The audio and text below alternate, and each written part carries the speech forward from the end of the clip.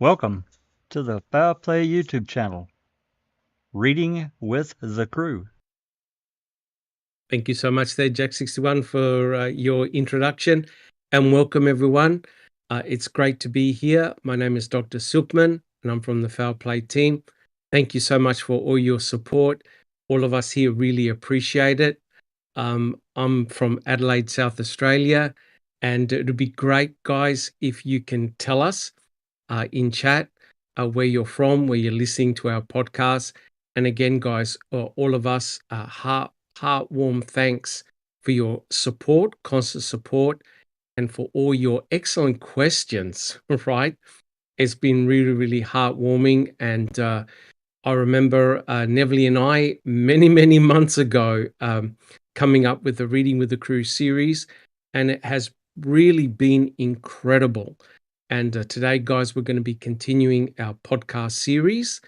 But first of all, I'd like to welcome our esteemed panel and tell us how you're coming along and how things are going. First of all, we have Jack61. Jack61, welcome. Thanks, Doc, and Neverly, Cherie, Andy, just Sister Rhonda, and everybody in the live chat. Doing well. It's been really busy doing with various projects and so forth. And here I'm from Southwest Detroit, Michigan, here in the United States. Not Southwest Detroit, Southwest Michigan. I'm on the other side of the state from Detroit. So anyway, doing very well, and it's going to be a Awesome. ripper. It's going to be a ripper. And let me guess, right? You're doing some home renovations, Wisconsin style, right, Jack61? It's just something I got parked in the backyard. Everybody, here in, the upper Midwest has one of these damn things just sitting around, right? Oh, God damn, of course. I just thought it was appropriate for what we're doing. Definitely. Where's your 55-gallon drum? Steel drum. That's other photos, Lady Neverly. We'll get to those. Correct. Okay. Correct. Thank you so much, Jack61. And next we have Neverly. Neverly, how are you coming along? Hello, boss. I'm doing great. Hi, everybody on the panel and in the chat. Representing Serbia, a small country in Europe. Damn right. Belgrade, Serbia. Residing in Beverly Hills, Southern California, and enjoying the beautiful summery days. All is well. Thank you. Thank you so much, Neverly. And next we have that very cheeky lad, Andy B. Andy B, how are you coming along? I'm coming along fine. Thank you very much, Doc. And good evening to everyone on the panel and in chat. And I'm sat here contemplating whether to put the heating on in sunny St. Helens in the northwest of the UK. Just get the burn barrel. Come on. Andy, we don't have burn barrels over here. It's not even mid-August yet. You're not supposed to be turning the heat on. I'm just saying. I'm sat here in a jumper jack, in my front room, thinking, bloody hell, what happened to the summer? But that's happened the last few years here certainly in this part of England, where we've had early good weather in May and June, and then the summer has just buggered off.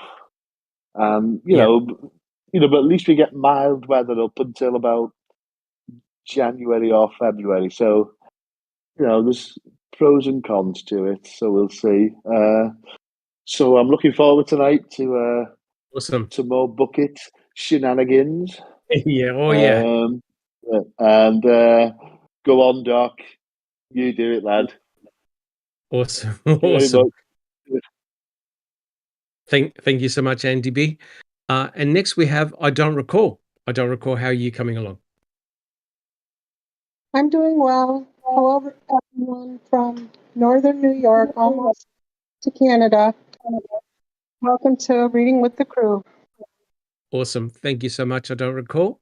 And next we have Just Rhonda. Just Rhonda, welcome. How are you coming along?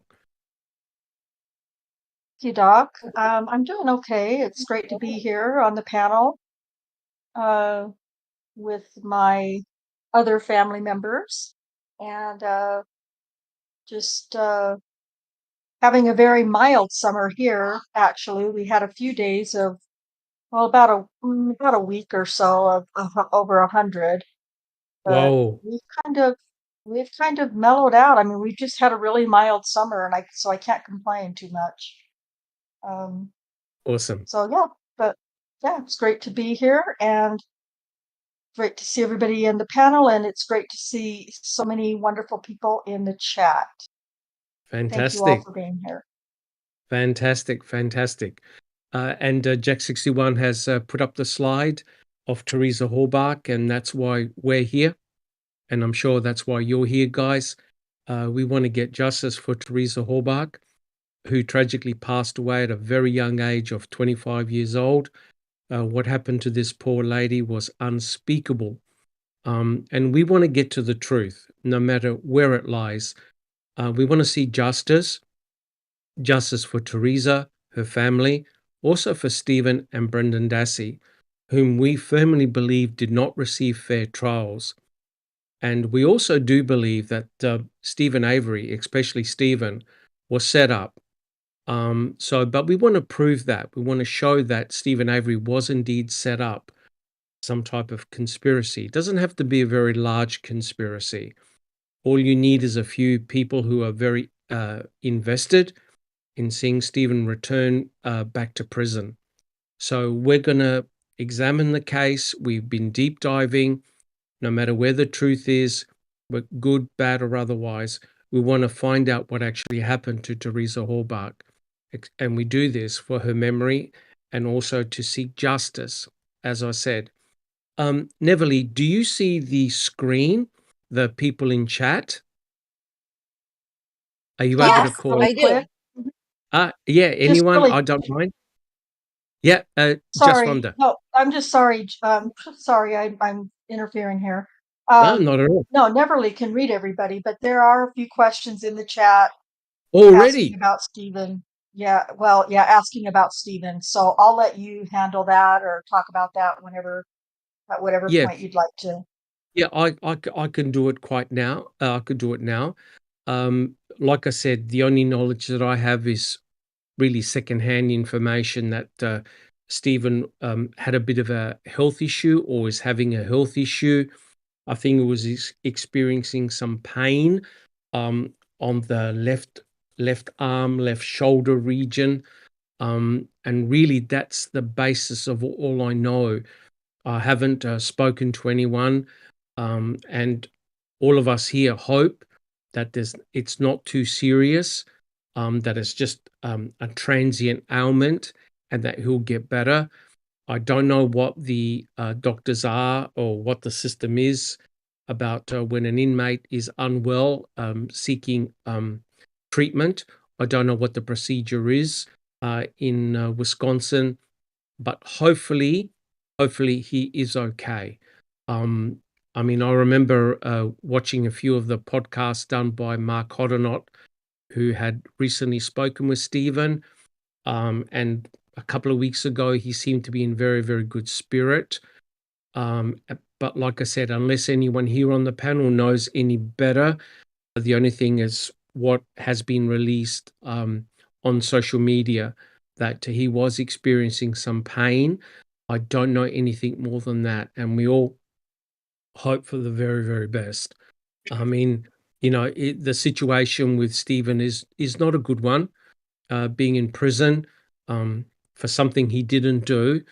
You got to admire the character of the man to withstand all the things that he's gone through. So unless anyone in the panel knows anything more, Jack 61, Neverly, do you guys know anything more about the situation with Stephen? That's the only thing that I know.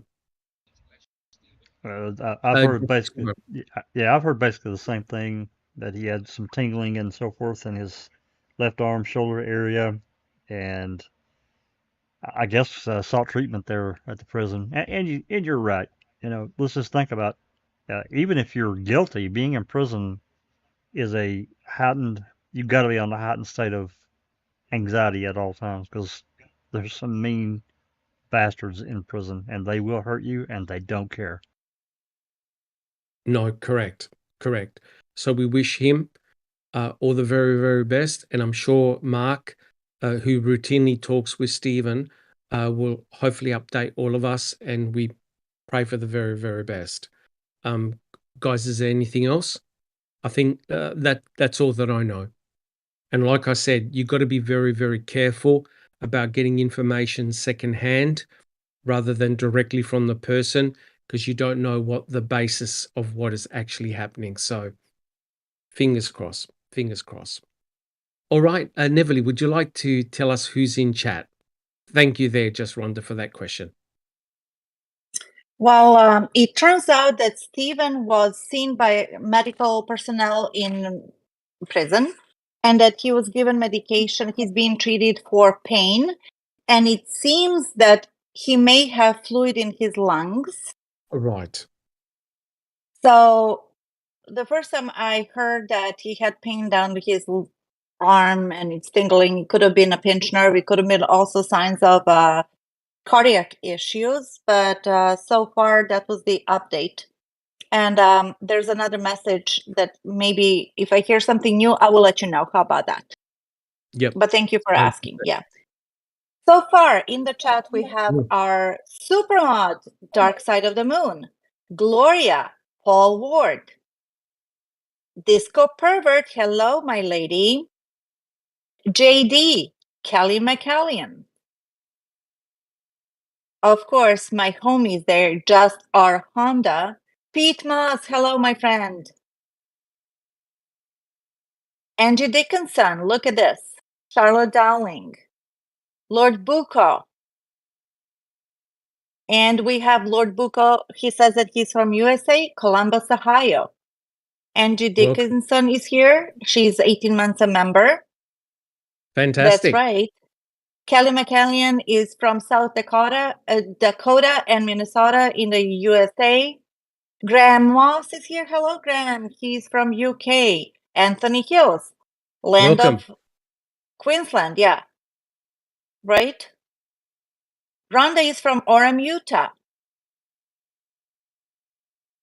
We have Nan's Life. She's from Canada. Welcome. And who else is here? Our William. He did not say where he's from. I think that I know where he's from. He's in Scotland. And so is Paul Ward. He's from Scotland. Yes. Awesome. Yeah. Rhonda SD says that it's cold and raining in England. Gloria is from Wisconsin. Everybody's asking, where is Alice? Well, she's having a good time somewhere, right? And sure Katie Diddy is here. Hello, friend. Cher is here as well. And if I missed somebody, I'm so sorry. Iced coffee. Yeah, I see. Hugh Fraser. Welcome. There we go. Carol. Yeah. I think we got everyone. If we haven't got everyone, look, welcome, guys. And it's fantastic that you guys roll up. And if you do have a question, put like a Q, and our mods and our super mods and people on the panel will try and answer your question in situ during the podcast. Well, look, guys, again, welcome. Neverly and I started the Reading with the Crew a long time ago. And if you've been following the series, we're actually on chapter 14. We're still continuing chapter 14. And the chapter is known as called Canine Noses. This chapter has been amazing. We're on part 20 at the moment. And essentially, we're looking at both the cadaver dogs and the scent dogs that were called in as part of the investigative effort on the salvage yard. But what we've discovered by going through this series is that the dogs, both cadaver dogs and scent dogs, had spent a lot of time off the Avery salvage yard, and especially in the neighbouring quarries. Why? If the state is saying that Teresa Horbach and her RAV4 never left the property, why are all the dogs, a lot of the activity of the dogs are off the Avery salvage yard? So we've been digging deep into the activity of the dogs and also other key law enforcement officers.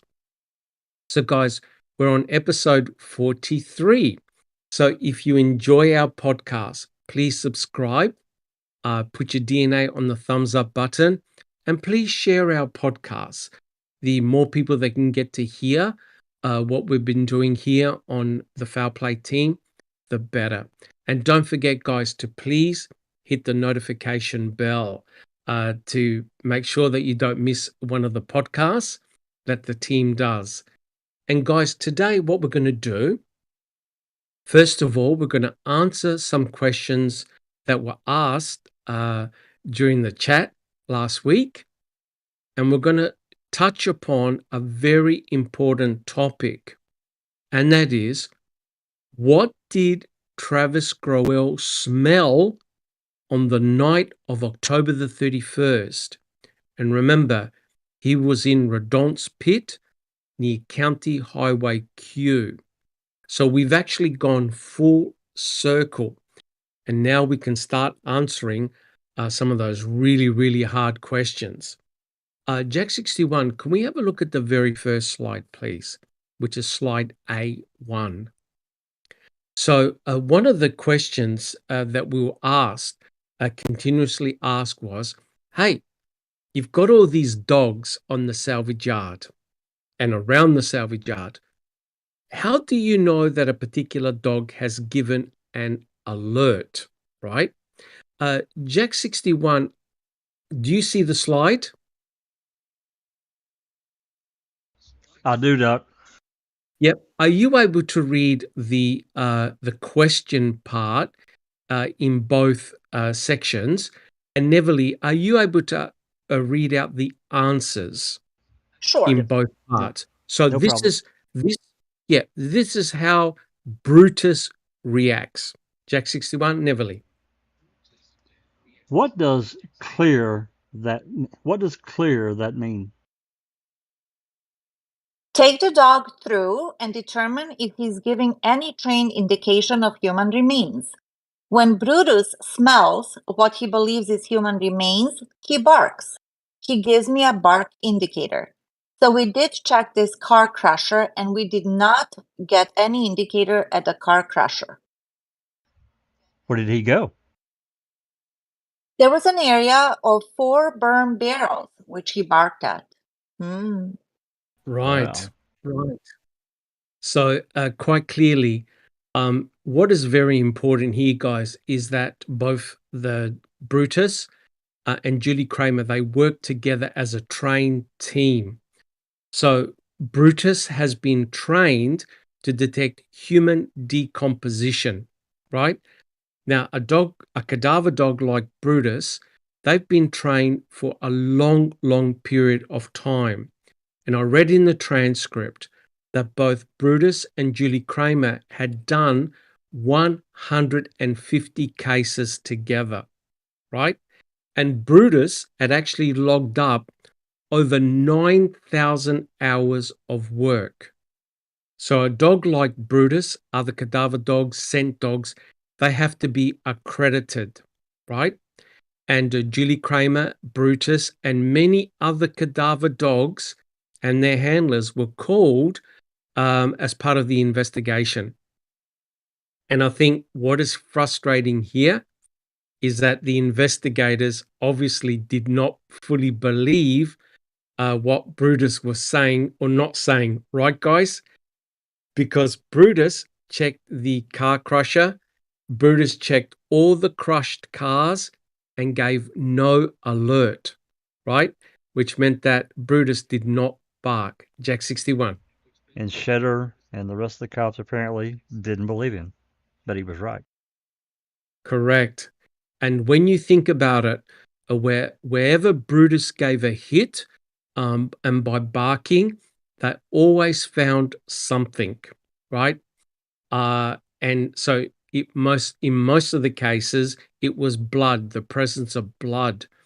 So Brutus had a very high hit rate.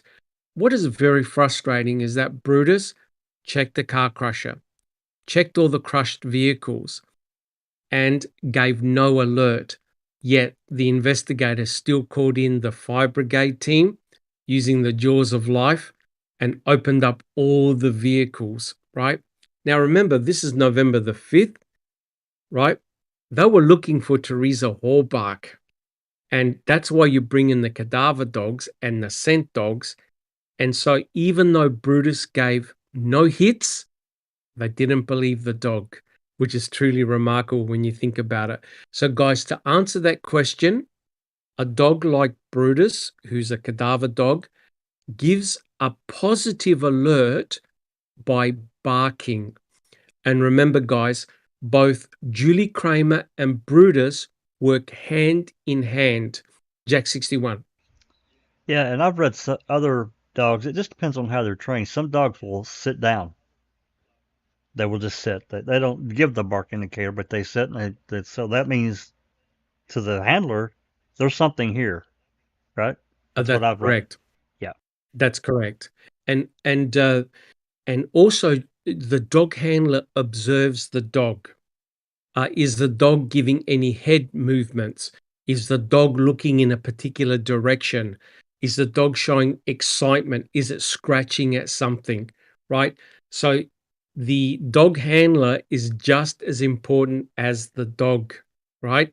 So Julie Kramer, the dog handler, would know whether Brutus is acting up or misbehaving, wants attention, etc., etc. These dogs have to be accredited.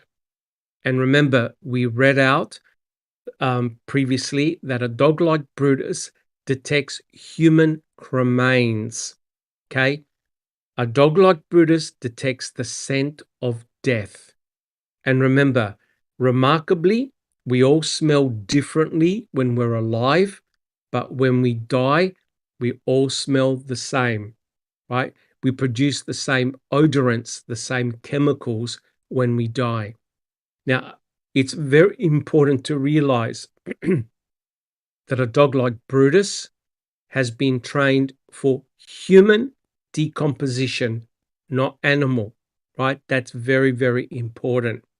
And so, to answer the question, guys, a Brutus gives a bark. And as Jack 61 said, there are other dogs that lie down, sit still, and basically look at the dog handler to say, hey, come over here, let's check this out.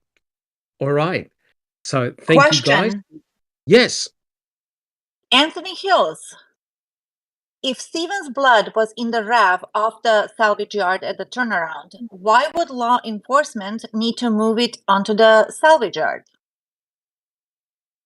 Well, here's the problem. It's an excellent question.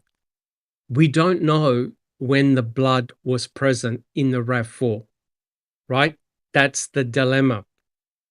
If you believe that Stephen Avery's blood was planted, the way you would plant the blood is when the vehicle is in the control of the state, right?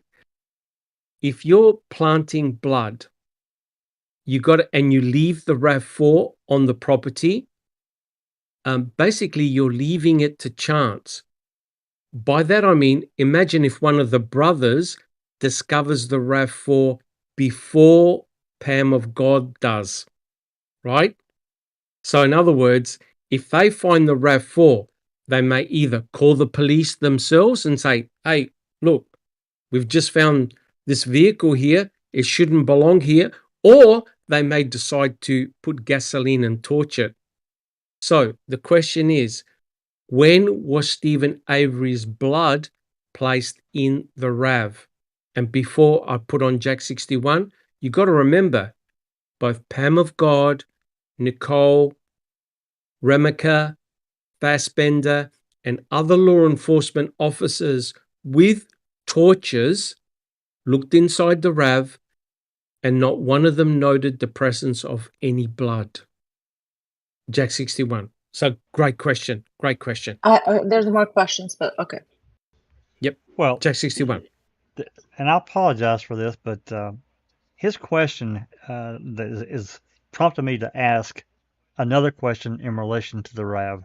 And again, I apologize because this is a bit off topic, but it is curious to me, and maybe there's an explanation, and you guys can help me. So I was looking for a call the other day on the queso dispatch calls, and anyway, I got to a call, and it was Poggle talking to dispatch, and it wasn't real early on the morning of the 6th, but it was, I don't know, I think around 8 or 9, I can't remember exactly, a.m. And the call basically just starts. The beginning of the call is not really there for some reason. It's cut off.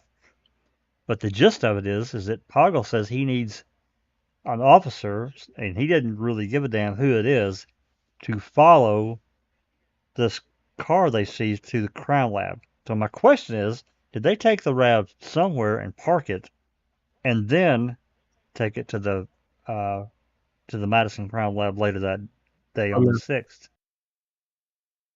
I don't know of another car that I just don't know of another car that we had that was seized at that point. Can someone help me here? What date was the call again, Jack 61? It was the morning of the 6th. The morning of the 6th. Okay, which is interesting because that's when the RAV4 went to the crime lab, because they took it off the property on the 5th. By the time it got there, it was like 1 or 2 o'clock in the morning. Well, that's exactly what I thought. And then I heard that call. I'm like, wait a minute, what other cars had they seized at that point in time? So are they talking about the RAV4, or are they talking about another car that I've got a brain block. Somebody help me here, or be thinking about this, and I can pull up the call. We can play it later or whatever, and maybe we can figure it out. I don't know, but it's just something that bothered me. So, okay. All right. Thank you very much. No, thank you. And we welcome Susan. Susan, how are you coming along? Hey, Susan. Oh, hi there. I've been rewatching Making a Murderer, and I'm on episode 10, and I totally lost track of time. So sorry about that. Lucky you're not addicted, right? So Neverly, were there other questions as well? Yes. In regards, go ahead. I was going to say, so we don't know when the blood was actually placed in the RAV4. I'm talking about Stevens. Certainly when people were there on November the 5th, no one had noted any blood. When Brutus gave a hit, he gave a hit on the back of the RAV4. He barked, I believe, twice at the back of the RAV4. Neverly. In regards to Anthony Hill's question, if Stevens' blood was in the RAV, at the turnaround, why would they need to move it back to the salvage yard? Because they said that she never left. That's why. Correct. Right? And then it would be more believable, because that's what they said, to find the car on the property. Otherwise, the whole case would fall apart immediately. Well, it'll be very hard for the state to make the case stick. Yes. Right? Because it meant that... Go ahead. No. Go, Neverly. Go. Dark Side of the Moon asks, does Brutus alert to blood as well as the composed blood? Yes. As soon as something biological comes out of your body, it starts to decay, right? It starts to break down. Because remember, you need to have your cells within your body for normal metabolism and integrity. If you take out blood or a tissue or a bone or a tooth or hair outside of your body, the process of decomposition starts to occur immediately, right? And if you remember a couple of months ago, I actually put up a slide looking at all the biochemicals which are produced as a result of death. So blood, as soon as it comes out of your body, it'll start to decay, start to break down. It's exposed to the elements, it's exposed to the air, it's exposed to the environment, it starts to break down. A cadaver dog like Brutus would definitely detect it. And what better control than the detection of the blood that was present in Stephen Avery's bathroom laundry area. And Brutus also detected the blood in the RAV4. But we don't know where he detected the blood, whether it was outside the RAV4 or inside the RAV4. they would not let Brutus go anywhere near the car. Jack 61. Just to add to the question I was asking, this call was on 11/6 at 8:17 a.m. Whoa. Okay. Yeah. When? Interesting. On the 6th. Oh. Yep. November 6th at 8:17 a.m. So that's what I was wondering. What other car had they seized that they needed to escort down to the crime lab? Now, when did they get Stevens Grand Dam? It was later that day. It was at Crivets, right? So it was later on during the day when they got it. That's interesting. Right. Very, Did we very already determine that the boys drove the Grand Am with all the blood in it? Yes, 2 of them did, including Brendan Dassey. Yeah. Yeah, they were in the Grand Dam. So that's how Brutus alerts, by barking. Now, somebody asked the question, were there any other questions, Neverly? Somebody said, does all blood smell the same? Smell the same? I mean, blood's blood, right? Yeah. So this is the important point. A dog like Brutus, a cadaver dog like Brutus, is not specific for Teresa Hallbach. Please understand that. So if 5 people shed blood on the Avery salvage yard, a Brutus will detect a hit on all 5. Brutus is not specific for Teresa Hallbach, whereas a scent dog like Loof, if you scent the dog with Teresa's scent, is specific for Teresa Hallbach. Correct. Susan, do you have a question? No, Doc, it only appears I'm unmuted, but in fact, I'm not. Okay. Anthony Hills has a question. Yes. Confirm. Ambient temperature will affect blood coagulation time? There are many. Are you talking about blood that's outside your body? Oh, no question. Remember, coagulation is a process controlled by enzymes. Enzymes work at best temperature, at room temperature, or normally 37 degrees. So potentially you could affect coagulation by manipulating the temperature. For example, you can potentially slow down coagulation by lowering the temperature. But I'm not a blood physiologist, so I would have to check that up. But I'm sure different parameters can affect coagulation. Now, remember, coagulation. And his own chemistry, somebody's chemistry also affects that. There's people that are on medication, therefore they bleed thinner blood, and there's people with diseases whose blood is thicker. That's correct.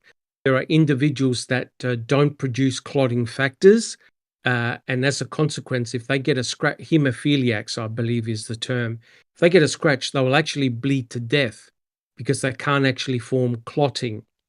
There are and Stephen Avery was on a drug, but I think it was for blood pressure. It did not affect the status of coagulation. We checked it. I remember having this discussion with Kelly a while back, and we checked it.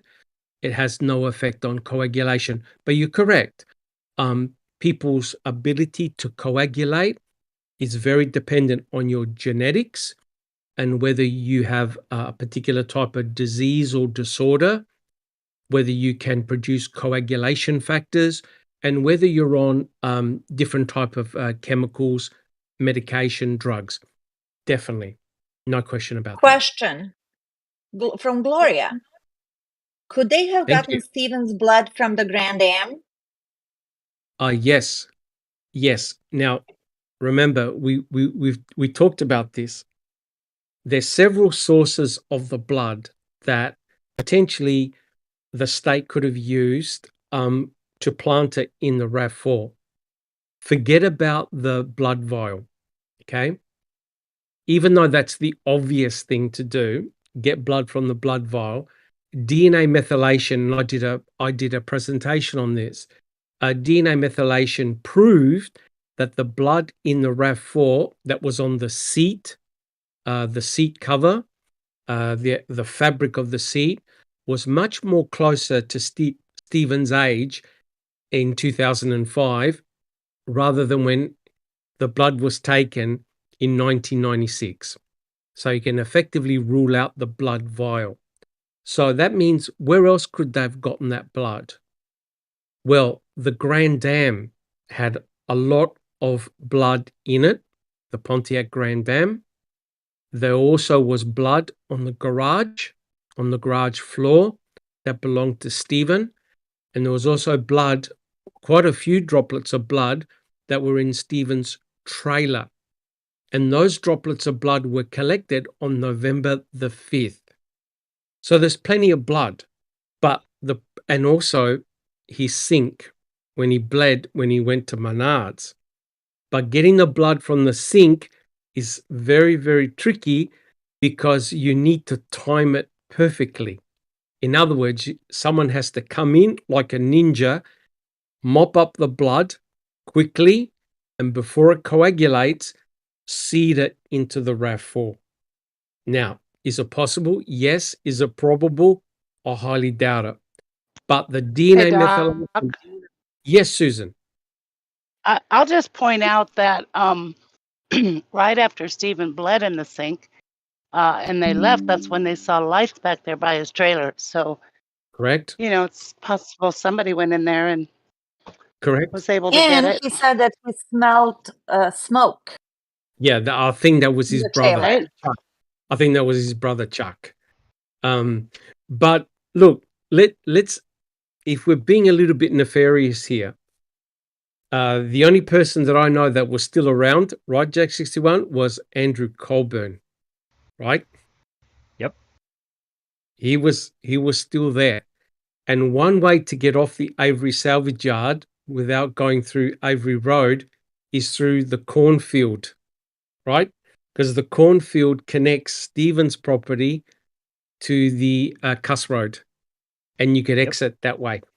That's right. Now, if you're thinking nefarious and you have a suspicion that Stephen had murdered Teresa Hallbach, then what is stopping Andrew Colburn? Now, remember, Colburn is an evidence technician.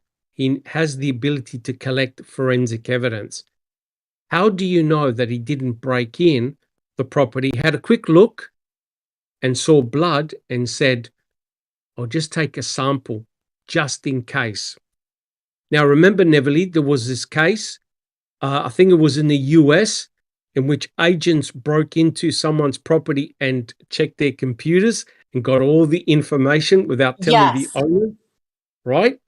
And restaged the apartment. They first took pictures of the apartment, then they did the search. They copied the information from the computer. Then they restaged the apartment like it used to be so they could go to the judge and ask for specific searches. Correct. So they already knew what they were going to find, right? Yes. They already knew what they were going to find. So if Colburn broke in and took a couple of swabs of the blood, then that's a potential way of getting relatively fresh blood. Jack 61. Well, I guess that, if we're going to be nefarious and think this kind of thing, my personal belief, and this, I'm not asking anyone else to believe me, but I think everything was controlled by Sherry Culhane. She could do any fucking thing she wanted. She controlled every swab. Every swab. Correct. If you're going to set Stephen up, you'll do it through the crime lab, because when you think about it, you can direct the outcome of anything that you want in the laboratory. And Cherie Culhane, she's the one that did all the swabbing. I'm talking about all the swabbing that was done in the Pontiac Grand Dam and in Teresa's RAV4. So she knew where the swabs had come from, right? But remember, if you're going to plant blood, you have to make sure that it belongs to Stephen Avery. So quite clearly, she would have had to have done a genomic DNA prep to prove whose blood is who. But you can do that after the fact, right? Because once you've got the swabs, you just relabel them and say, this came from the Pontiac Grand Dam, this came from the RAV4, etc., etc. Any comments so far? I have a comment. Yes. I was just thinking about this just yesterday, I think. Sherry could have put Teresa in Steven's trailer. She could have. With swapping. So that kind of makes, and she didn't. That didn't happen until March with that bullet. So that just kind of makes me think that, maybe Sherry wasn't so nefarious. Well, we don't know. But there's one problem here. They didn't know whose blood was in the RAV4. That's the problem, right? They had no idea whose blood that belonged to until Fassbender got the pap smear, right? Because they didn't have Teresa Hallbach's body, because they never had a DNA sample that exclusively belonged to Teresa Hallbach, they had no idea whose blood it was, right? So when Cherie Cohane did the DNA analysis of the blood in the RAV4, she concluded there are two different types of blood here, a male and a female. We don't know who the female belongs to. They had no idea until they got the pap smear. The problem is this: Brutus had already gone through the trailer on November the 5th, right? Now, don't you think it's going to be rather suspicious if all of a sudden Teresa Hallbach's blood appears in the trailer when the cadaver dog had already gone through, only did a hit in the bathroom, and the only blood that was in Stephen's bathroom laundry area was Stephen's. So they didn't have a chance to put Teresa in the trailer, and that explains why. What do we find belonging to Teresa in the trailer?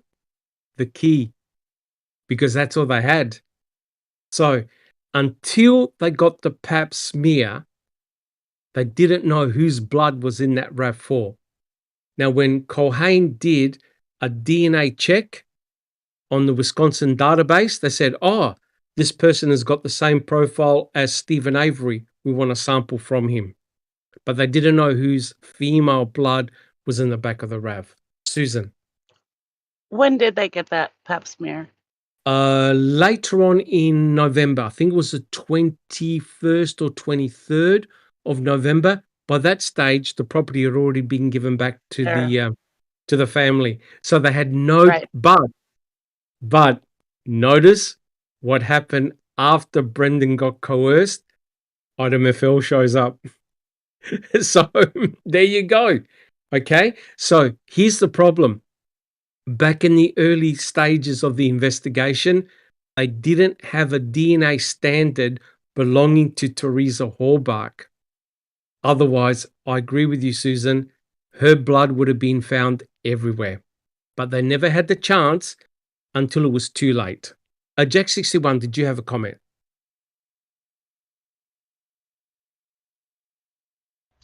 I did, but I can't remember. Carol. You were just. Yeah, Carol's got a question. Yeah, Okay. read that question. Yeah, read that question, Neverly. Was the DNA from the pap smear compared to her mother, to Teresa's mother?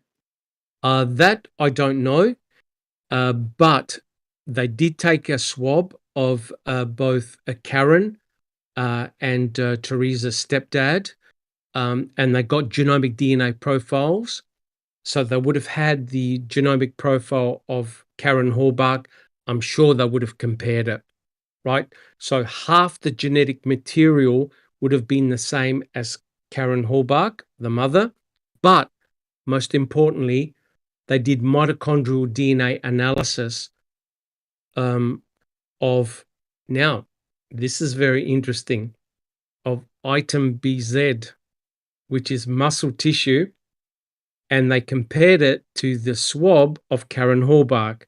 They did mitochondrial DNA analysis, and they could not exclude Teresa Hallbach as belonging to the charred muscle tissue. So not only did they do genomic DNA analysis on item BZ, they also did mitochondrial DNA analysis. Thing about mitochondria is it comes from your mother. Your mitochondria are maternally derived, and it proved that the mitochondrial sequences were the same. That's no doubt about it. That's muscle tissue that belonged to Teresa Hallbart. No question. Excellent questions, guys. Do we have any others? Neverly, we're good? I just heard some. Paul Ward says, item FL was to distract everything away from the trailer. The trailer had zero evidence. Just correct. like the garage. The garage had zero evidence too. Correct. Right? Correct. So they needed to tie Teresa to, as Tom Fassbender said, either to place her in the garage or the trailer. The key that they found only had Steven's DNA, not Teresa's. So they needed something more tangible. Disco Pervert has a question. Why was the hair loose from... Just one moment. Okay. They needed item FL to tie in Brendan Dassey. That's why. They needed to coerce him. Who shot her in the head? Item FL, Teresa Hallbart's DNA.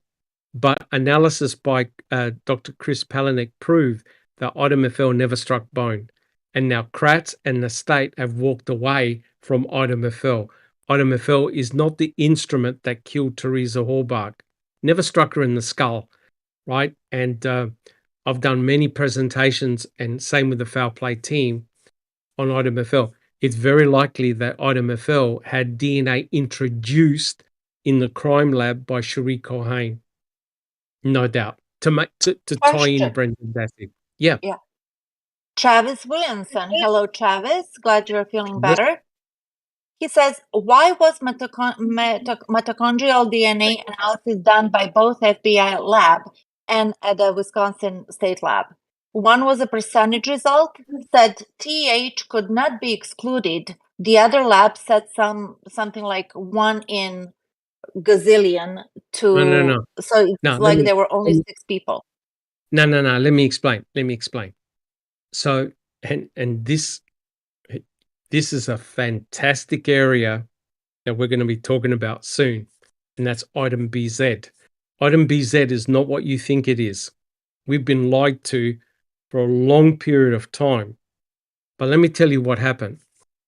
Item BZ is a collection of both muscle and bone. Now, when you extract DNA, the best source of extracting DNA is from muscle tissue, from tissue, because muscle tissue is a rich source of mitochondria. It's a rich source of DNA. So Cherie Cohane isolated genomic DNA. Genomic DNA is present in the nucleus of your cell. Mitochondria is a separate organelle. The DNA in a mitochondria is circular, small, circular, multiple copies, completely different. Mitochondria come from your mother. Cherie Cohane isolated genomic DNA from muscle tissue and got a 7 out of 15 match. The reason why only 7 loci came up is because the DNA was fragmented, because the muscle tissue was charred, exposed to heat. When you do the statistics, it's a 1 in a billion that it wasn't Teresa Hallbart. 1 in a billion. So that's based on statistics. That means that in 2005, based on statistics, 7 people on the planet had the 7 out of 15 match, exact sequence match. 7 out of 15. 1 happened to be in Wisconsin and 1 happened to be missing. So on statistics, it's Teresa Hallbart. The FBI also isolated mitochondrial DNA from the charred muscle tissue. They found that they could not exclude the charred muscle tissue as being Teresa Hallbart because the mitochondrial sequence was a match to the mother. Now, it just so happened that Karen Horbach had what's known as heteroplasmy. Her mitochondria consists of two different types, two different pools. Teresa Horbach matched one of them. So that meant that her mitochondria could not be excluded as Karen Horbach being her mother. So from a DNA standpoint, Teresa Horbach is deceased. No question about it. I'd done this work as part of my PhD. I understand the genetics, I understand the statistics. A 1 in a billion chance, that's pretty astronomical. Now, the frustrating thing is, had they sent that DNA off to another laboratory now, or the muscle tissue now, they'll probably get a 20 out of 20 match. And we can conclusively prove that the muscle tissue belongs to Teresa Horbach. I hope that answers your question, Travis. Neverly, do we have any other questions? Anthony Hill says, where is item BZ today? I don't know. I don't know. And in the safe? I don't know, but right, Jack 61, item BZ is going to crack open this case, and I'll tell you why. Right, Jack 61? It's a disaster. Oh, my God. Yeah, item BZ, once you get to see what it is, you're going to be spitting chips because it's very relevant to our discussion today. Now, guys, can we actually do slide 2? We haven't even got to slide 2 yet. Wait a second. Travis is asking the same questions. Oh, go ahead, Susan. No, it's okay. Go ahead. I do have a question. Okay. He says KZ has tweeted recently within the last few weeks about she had been clear in her pleadings that she was clear that the blood in the wrap did not come from the vial in clerk's office, that she had it tested by expert in Columbia or Cornell. I can't understand. Correct. I don't recall the pleadings ever mentioning that she had it tested and it was determined not from vial. My recollection was it was too degraded, I guess, to be tested. No. This was if you're talking about the DNA, are you talking about the DNA methylation? Is that what Travis is talking about? Yeah. The DNA methylation was tested independently by another laboratory. And I did a presentation on it a couple of months ago, in which they actually aged the blood. So what had happened was Cherie Cohen had cut out part of the seat. I think it was item A9, which is a blood droplet on seat fabric. And she also gave a couple of swabs to this laboratory, an independent laboratory. Now, when you're doing DNA methylation, you need a certain amount of DNA, otherwise you can't do the test. And what they found was that the amount of DNA from the fabric was enough to do a DNA methylation analysis. Now, here's the important thing. That group also did genomic DNA analysis of the DNA, and it came back as Stephen's profile. So you have another laboratory that independently confirmed that the DNA present in the blood is Stephen Avery. Secondly, the age of the blood is not from 1996. It is fresh blood. So that means that the DNA is relatively recent, more likely from 2005. So it was independently tested. Jack 61. Yeah, there's a plus or minus percentage with that, right, Doc, as far as years? Yep. Correct.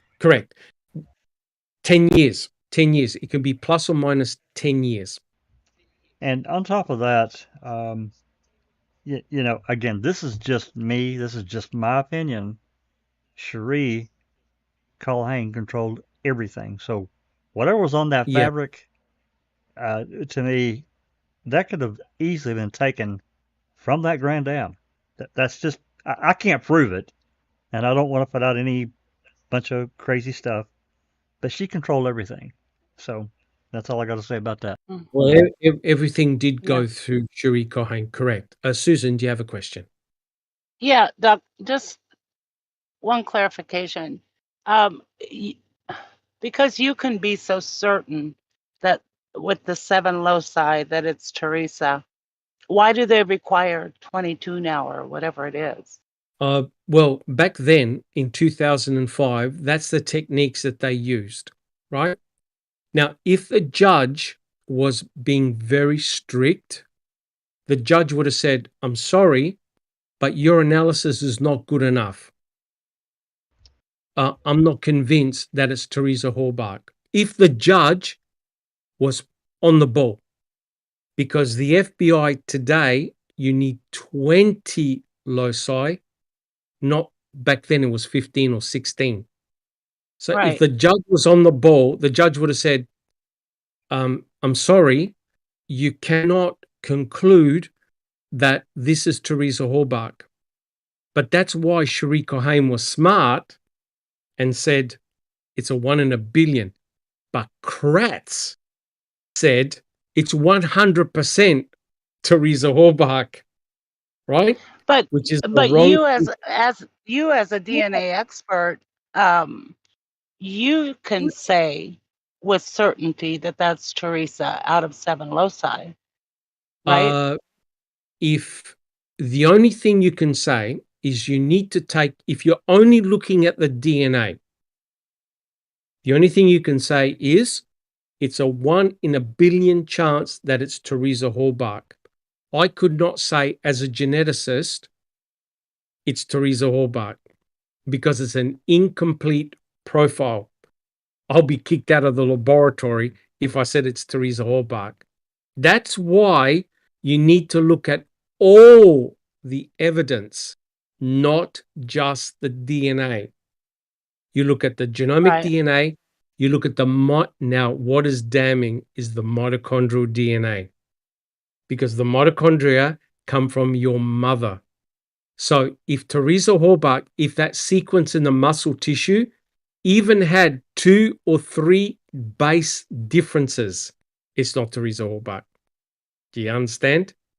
But because the sequence was identical to the mother, it's Teresa Halbach, right? So why Because did Remick? Oh, I'm sorry. yeah, and Evelyn. Why did Remiker ask, or was it Remiker, whoever, ask Karen Halbach, did she have any other female relatives die recently? Because when you think about it, each of her children would inherit the same mitochondria, correct? So all the children in a family get their mitochondria from their mother. From their mother. From their mother. So they would have an identical sequence. So the answer is, well, did you lose any other kids? Could it be somebody else? That's why the question was asked. Jack 61. Yeah, just, for clarification, and I think maybe this will clear it up for maybe everyone. The DNA from item BZ plus the mitochondrial DNA that matched the mom puts it over the top. Yes, it does. And the other thing that you need to take into account is, A, you have a missing person, as Teresa Halbach. Secondly, the examination of the bones proved that it was a single adult female. So when you add everything together from a morphological standpoint, looking at the bones, when you look at it from the DNA, from genomic DNA to mitochondrial DNA, and you factor everything together, Teresa Halbach is dead. I've no question about it. She's dead. Travis has a specific question. He's going back to his previous statement about Casey's tweet. He goes, the exact quote goes like this: the blood in the RAV4 was tested 6 years ago, as our pleadings discussed. DNA methylation was used at Cornell University, and the result conclusively ruled out that blood came from Stephen's blood vial. So Does that mean it did or did not come from the vial? It did not come from the vial. It did not. It Okay, did so it not come from the vial. conclusively did not 100%. come from Stephen's vial. So it came from somewhere else. Okay. 100, The correct. blood was 100%. okay, it continues. The blood was planted by the killer who had access to Stephen's blood.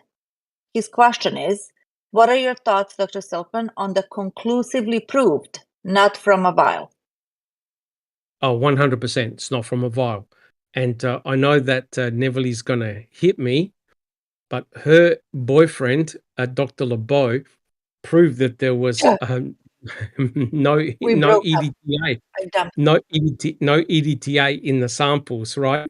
All 6, even though you only tested 3. So anecdotally, when you look at everything, the blood that belongs to Stephen Avery in the RAV4 is fresh. It's not from a blood vial. Susan. Well, as Jack pointed out, that's all dependent on the sample they received and where it came That's from. correct. That's 100% correct. Now, remember, the FBI received the swabs from the crime lab. The FBI never tested the RAV4 themselves, which is ridiculous. However, you can't get by the fact that when Cherie Cohane gave the samples to the lab to test for methylation, one of them was a fabric. It wasn't a swab, right? You can swap swabs, no problems, but trying to swap fabric from a car seat, that's a little bit more tricky. So But you can plant it. Yes, I was going to say, you need to discover where that blood came from. But we're all forgetting one thing, and that is fake blood can be made in the lab. Fake blood. Because I don't know if you guys know, but red blood cells do not have DNA. Red blood cells do not have a nucleus. Only white blood cells do. So to make fake blood is very, very easy. All you do is you take anyone's blood, spin it down, the red blood cells form a pack at the bottom of the tube. You just simply take an aliquot of the red blood cells, you squirt in pure genomic DNA, mix it, plant it, boom, done. You'll never, ever know, because that's why people are scared that you can actually manufacture a crime scene. Let me tell you this. Who's one person you know had Stephen's pure genomic DNA in 2003? Cohane, your girlfriend. Yeah, your My ex. ex-girlfriend. My ex-girlfriend had Stephen Avery's pure genomic DNA in the lab. I'm going to leave it there. Okay. I'm going to leave James it Crane says, our yoga man, he says, I still think the focus should have been on where the blood was not, and a blood expert could have cast doubt on the blood no matter where it came from. They could have poked holes that way. There's no doubt they needed a blood spatter expert, right? Because the blood in the RAV4 makes no sense whatsoever, because it's the absence of where you don't see the blood that is very, very incriminating. If that blood was planted, it would have been done within 1 or 2 minutes maximum. You and I could have done it, right? And it's very likely that they came through the rear passenger side door. They opened that up, leant in with a pipette, dripped a couple of drops of blood, closed the door and left. That was it. Because on the door frame, on the back passenger door frame, you have a solid droplet of blood. It's likely whoever came in spilt a drop of blood as they were reaching inside the RAV4, right? So to me, it looks very much like a manufactured crime scene. All right, Jack 61. Well, just to add to that before we move on, is that I feel that they should have luminoled the inside of that RAV4 and let it tell the story. Correct. What should have been done is that the RAV4 should have been processed then and there, in situ. Either bring it in one of the garages, put a proper tent around it, get a video camera, get the crime scene lab, take photographs, process it, right? But what Tom Fassbender did was unforgivable. He took the tarps off and there was a torrential downpour, hence potentially contaminating the RAV4, which is unforgivable when you think about it. And Neverly, do you have any more questions? Travis has a comment. He said, Yes. Reminder, defense stipulated to FBI mitochondrial evidence at trial without requiring the state to call FBI DNA tech live or on the stand. That as a legal issue is over, done. Because they agreed. So now they can't say, we want to talk to them. Correct. I have no issues with the FBI analysis, especially the mitochondrial DNA analysis. You got to understand that the good thing about mitochondria is that mitochondria can be extracted from tissue that's been burnt, because we have lots of copies of mitochondria, and the DNA, we have multiple copies. The DNA is small, circular, and hence much more robust. Genomic DNA is present in our chromosomes. They're large and they're very susceptible to heat. So that's why the DNA was broken down, right? But mitochondria are excellent targets, especially for burn victims, identifying burn victims. Jack 61. Yeah, I think that a lot of us have issues with Neverly's ex-boyfriend, LeBeau, when he said that he had six samples and he only tested half. But, he basically knew that the other three would be exactly the same without testing them at all. And I'm not a scientist, but my God, I've done other work that if you have to measure something, I'm not going to commit and say that all six of these are going to measure the same unless I put a damn tape measure on it, whatever. Correct. If J. Edgar Hoover was alive, he would have sacked him for making a statement like that.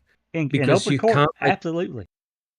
You can't make a comment without testing the sample. But guys, do we have any more questions, or can we actually? No more questions for now. Move on to slide 3. Let's go. Let's go to slide 2. So Jack 61, we have a look at slide A2, but keep those questions coming. They're excellent. All right. So we spent a lot of time on this. And this is a central tenet of what Kratz was saying from the get-go. He was saying that the reason why the cremains were not found in the burn pit, none on the 5th, none on the 6th, none on the 7th, and late afternoon on the 8th, the reason why none of the cremains were found is because of bear, the viciousness of bear. And what's remarkable here is that we have videotape evidence, right? All these images you see here are all from November the 6th. We have videotape evidence that shows bear was chill. There were 2 detectives, 2 law enforcement officers that went around and did a walk through with a video camera. And you saw the classic bear get up, walk out, walk back in, completely ignored them. Then the classic where you have a law enforcement officer right next to the propane tank and bear never charged, never did anything. And you can see bear in the background. And the leash of bear was long enough to charge at the officer. Jack 61. Plus at least 2, if not 3 pictures of Reese, and he's right there, right beside the burn pit. Bear could have eaten him alive. That's 100% correct. So we have then the discovery of the white bucket, right, that appeared in the late afternoon of November the 6th. And remember, we spent several podcasts wondering, how the hell did this white bucket just appear? Who put it there? Lo and behold,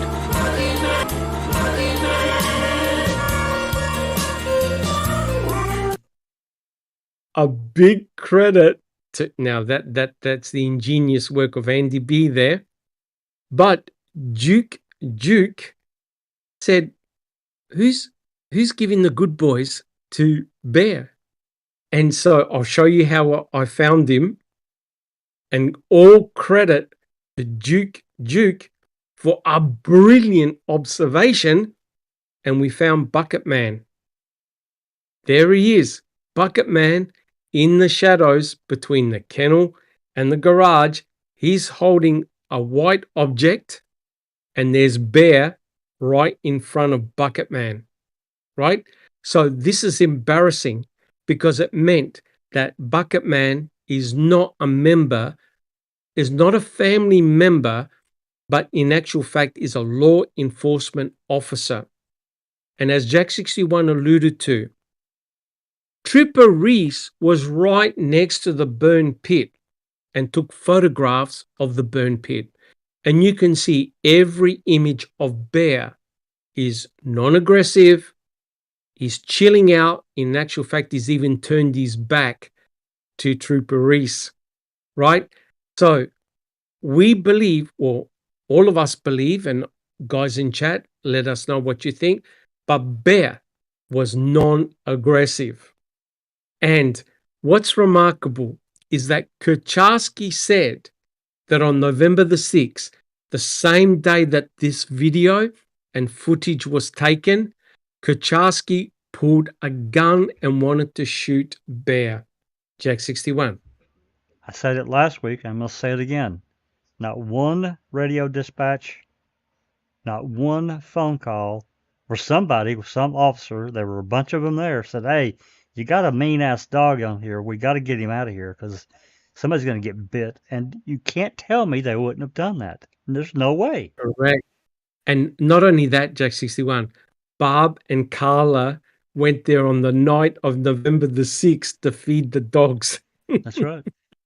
And then you have the phone call, which you played, Jack 61, where the officer on the line saying, what dogs? What dogs? What are you talking about? The deputy inspector basically running the show at the salvage yard. What dogs? Well, there's no animals here. Correct. Dude. Correct. So, you know, the important thing is this, guys. What Kratz said is complete garbage, right? Bear was not aggressive. And the reason why no one saw any bone, now this is a bold statement. Let us know what you think in chat. The reason why nobody saw any bones on the 5th, the 6th, and the 7th is because they were never in the burn pit to begin with. Do you guys agree? Andy B, yes or no? Do you agree with that statement? The reason why no one saw any bones is because they weren't there initially. Andy B. Yeah. Yes, I agree. Like they were all playing fetch with Burr. They were all over that burn pit, the grassy burn pit, and Correct. yeah, there was no bones there. There was no bones there. Correct. I agree with Correct. you, Doc. Thank you, Andy B. I don't recall. What do you reckon? 100% agree. Correct. Thank you. Thank you. Jack 61, what do you think? Oh, I completely agree. And furthermore, there's no fucking way that Adam BZ would have been in that burn pit. Them dogs would have went crazy. No way. And I just had to drop that one in. Somebody dropped it in. Yeah, don't worry. Don't worry. We'll go over that. Just Rhonda, what do you reckon? Can you repeat the question, please?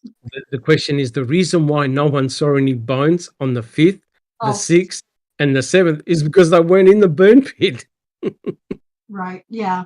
Well, and I made a comment in the chat. It doesn't really apply because I don't believe there were any bones in the burn pit, but Interesting. Yost hadn't planted them yet or pretended to have found bones. So Correct. Correct. Yep. Thank you, Just Rhonda. Thank you. Neverly, what about yourself?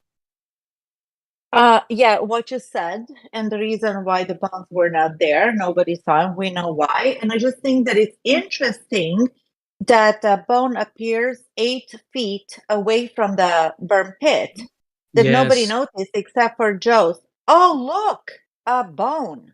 Just the same correct, as the key. Oh, look, the key. Yeah. correct. I just wanted And to then say hi your to point, Ronald Katz, who just joined us, and also our welcome. mod, Jasnet. Correct, correct. And the upshot of all this is this. We don't know what Bucket Man is holding, whether it's that big white bucket or not. The important thing is this: a law enforcement officer was within feet of Bear. That's the important thing. And then after Bucket Man, that bucket appears right next to the kennel, and that bucket is full of food. And it wasn't put there by Carla or Barb Yonder. It was put there by a law enforcement officer because all the family members were off the property. So what Kratz was spinning in court was complete, utter bullshit. And that's important because now, what is the importance of Bucket Man? It meant that law enforcement or a planter had access to the burn pit. And clearly, Bear was not aggressive. Guys, would you agree? You now had an avenue to get to the burn pit. Guys, do you agree? Yes or no? I completely agree. He Jackson, was not. Yeah, when somebody first comes onto the property, yeah, he probably barked just like any other damn dog. But that's not being aggressive. That's like, I don't know no, you. You're in no, my place. correct. I mean, if you've got a dog, and people in chat, if you've got a dog's going to bark if a stranger comes along. But if the stranger is not threatening, right, and the dog is not an aggressive dog, the dog's going to chill. Bear, you can see, is chill. Jack Absolutely. 61. Absolutely. 100% agree. All right. So Jack 61, can we have a look at the next slide unless we have any further questions? So I'm going to show you how we found Bucket Man. Right? If maybe one of the Rhonda or can you read the Anthony Hills? I pinned a question he asked just a minute ago. Okay. So this is Yes, slide 8361. Anthony Hill says, isn't there an ominous phone call to Teresa's friend, calling the friend's name twice before a background scuffle and cutoff, the 6th of November or the 5th? Phone records show all 9s and 0s. Can't be traced. Yeah, I can't. I only know a little bit about that call. Jack 61, you know a little bit more about that phone call or No, calls? I don't think we don't have anything recorded. Henbury got the phone messages. They were finally turned over. I think Fassbender wrote a report in April of 2006. It took months to get them for some reason. I don't know why, Right, but I don't remember any call like that at all that we have recorded. right. Yep. We'll have to double check that one. But guys, this shows you how things can hide in plain sight, right? So Duke sent me, and I've seen this, we've all seen this picture many, many times. And he made the comment about who was giving the good boys to Bear. So the larger picture is the original picture taken by Trooper Reese. Now, Bucket Man would not have been aware that Trooper Reese was taking pictures because Trooper Reese is a long way away from where Bucket Man is. So what I did is I focused between the trailer and the garage, and you can see it right down on the left-hand corner. I then focused between the kennel and Stephen Avery's garage, and then I blew it up. So I've done nothing fantasy. I just blew up the image, and it's unmistakable. That's a human figure wearing dark clothing, a cap, right? It's definitely a cap and holding a white object. And Bear is two-tone in color, and Bear is right next to, in front of Bucket Man. Jack 61. There's no doubt that's exactly what it is. I can see it plain as day, and I'm not half blind, but I can't see that well, and it's clear as day to me. Yep, correct. So it's amazing that there it is. There is a law enforcement officer right in front of a supposedly vicious dog. And there it is. That's remarkable. So the question is, how many other pictures are there that have got gold nuggets in it that everyone has missed? Because this picture, remember, was taken on November the 6th in 2005. Bucket Man was only discovered, what, a week ago? 2 weeks ago? Jack 61. Yeah, I've probably looked at this photo 100 times, and I'm not kidding when I say that. I've been through these photos so many times, and I never blew up that, because if you look at the main picture, it's kind of shadowed because it's a little bit later in the day, I guess. So the sun's not directly overhead, and I never saw it. I never saw it. No. All right. Do we have any questions? We're all good? So Jack 61, can we have a look at the next slide, please? A4. Now, it gets really intriguing because it just so happened that Trooper Reese also took this picture of a Calumet officer wearing dark clothing and a dark cap right behind a Calumet car, officer's car. Now, if anyone in chat knows how to do this or how to find out who drove car E705, does anyone know? Because it'd be great if we could identify who that officer is. Jack 61.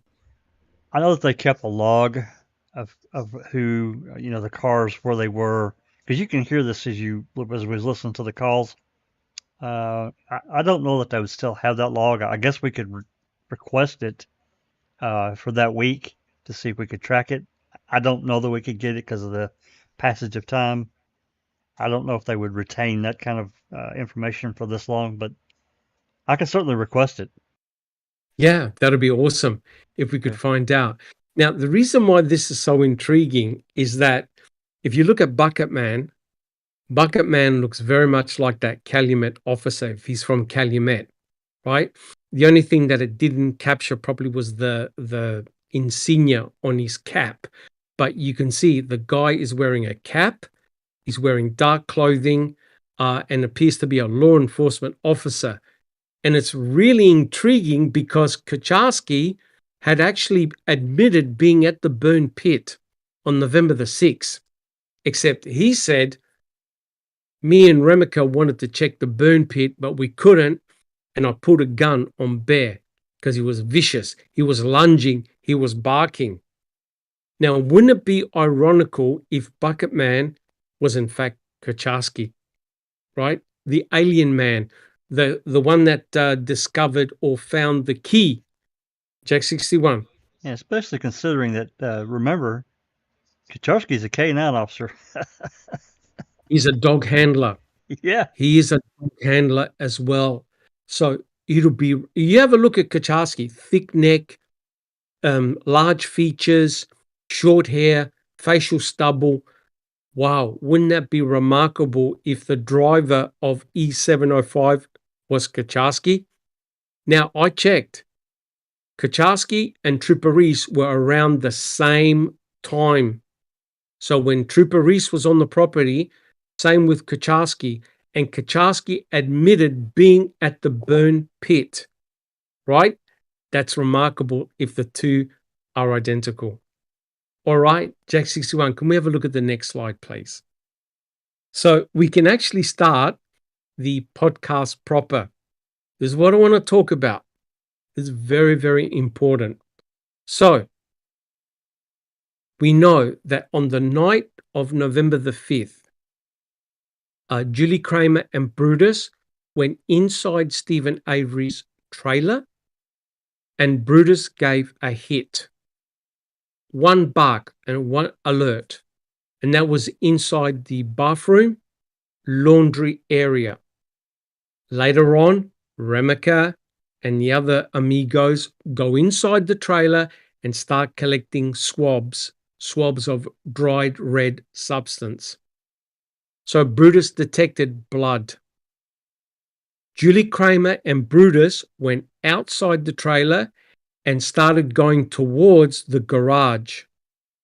When they got to the propane tank, as you can see in the image, Julie Kramer heard Bear bark. Notice what she said. She heard the dog barking.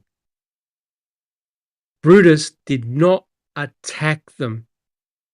Brutus could have easily, with the long chain that he had, could have easily attacked Julie Kramer and Brutus, but never did.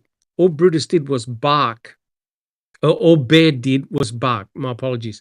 Bear was barking.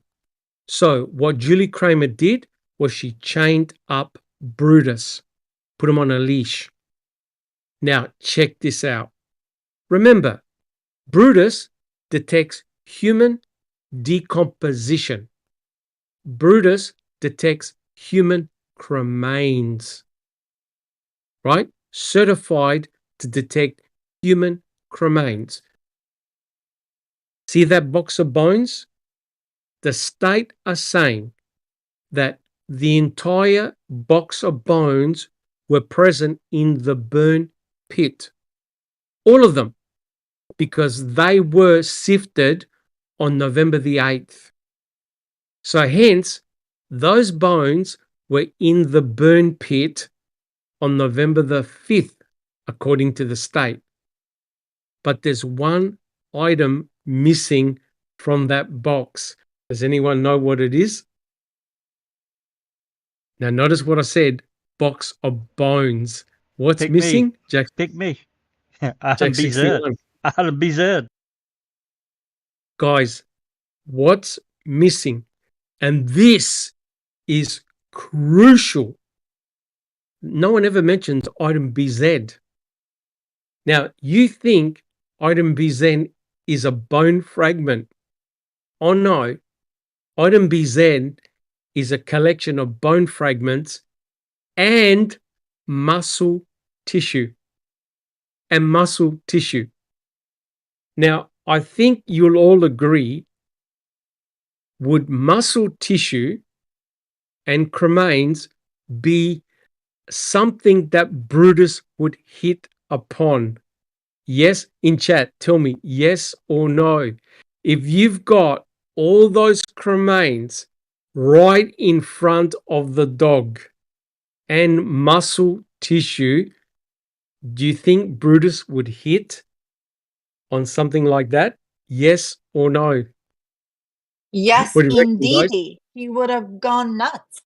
He would have barked, sat down and bark and bark and bark. He would have indicated that there's cremains and what you call it, decomposition, which is a muscle tissue. Including muscle tissue, right? Plus the smell Now- of it would be very indicative. Yes, correct. Jack 61. Yeah, I have to agree. Just from what we've learned, the education that we've got about how strong these dogs can detect various odors and being trained to do so. I think Brutus would have went apeshit.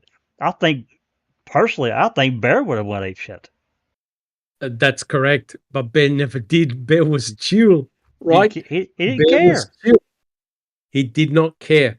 But even think about it. If you're Brutus and you're trained to detect human decomposition, right in front of Bear is a box of bones, is a whole collection of bones and charred muscle tissue. What does Brutus do?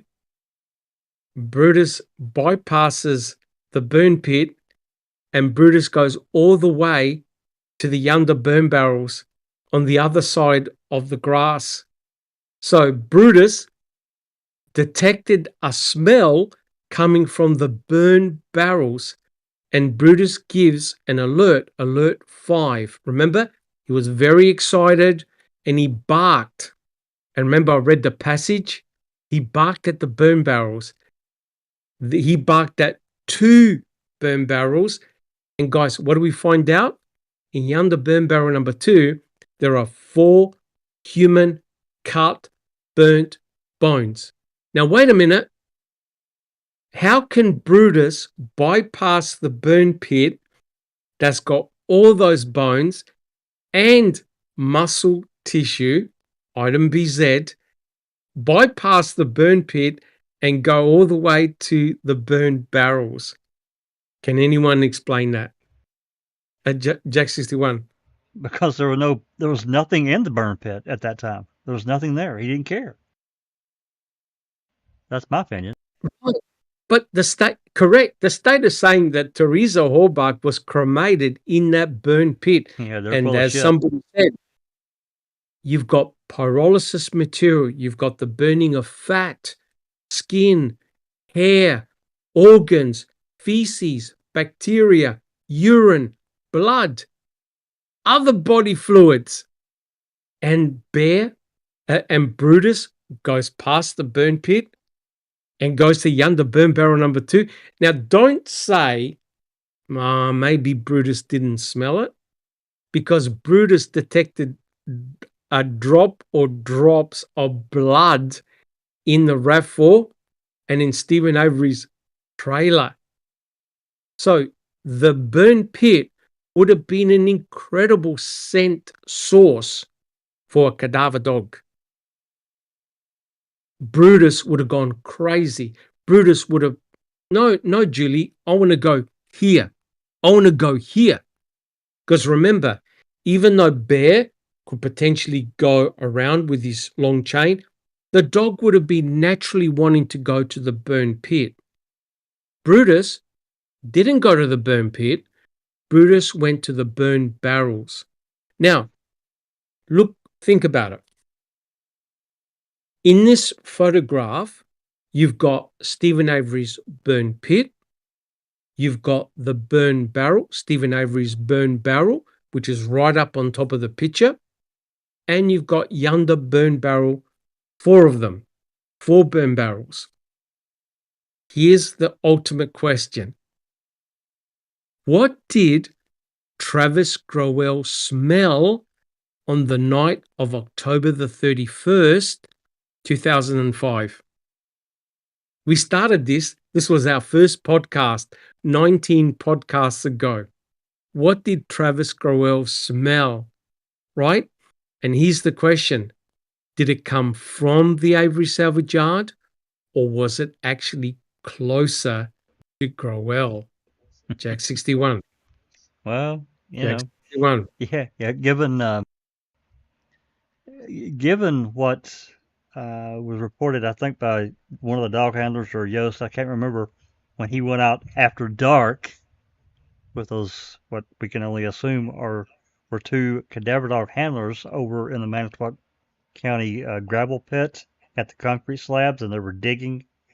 I don't know, because I have requested what they wrote down, or what he wrote down, taking photos, etc., etc. Yeah. I suspect whatever he smelled was much closer than the Avery salvage yard. Yeah. And I'll prove it to you. We will prove it to you.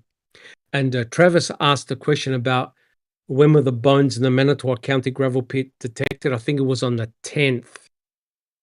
That's when the shit hit the fan, right?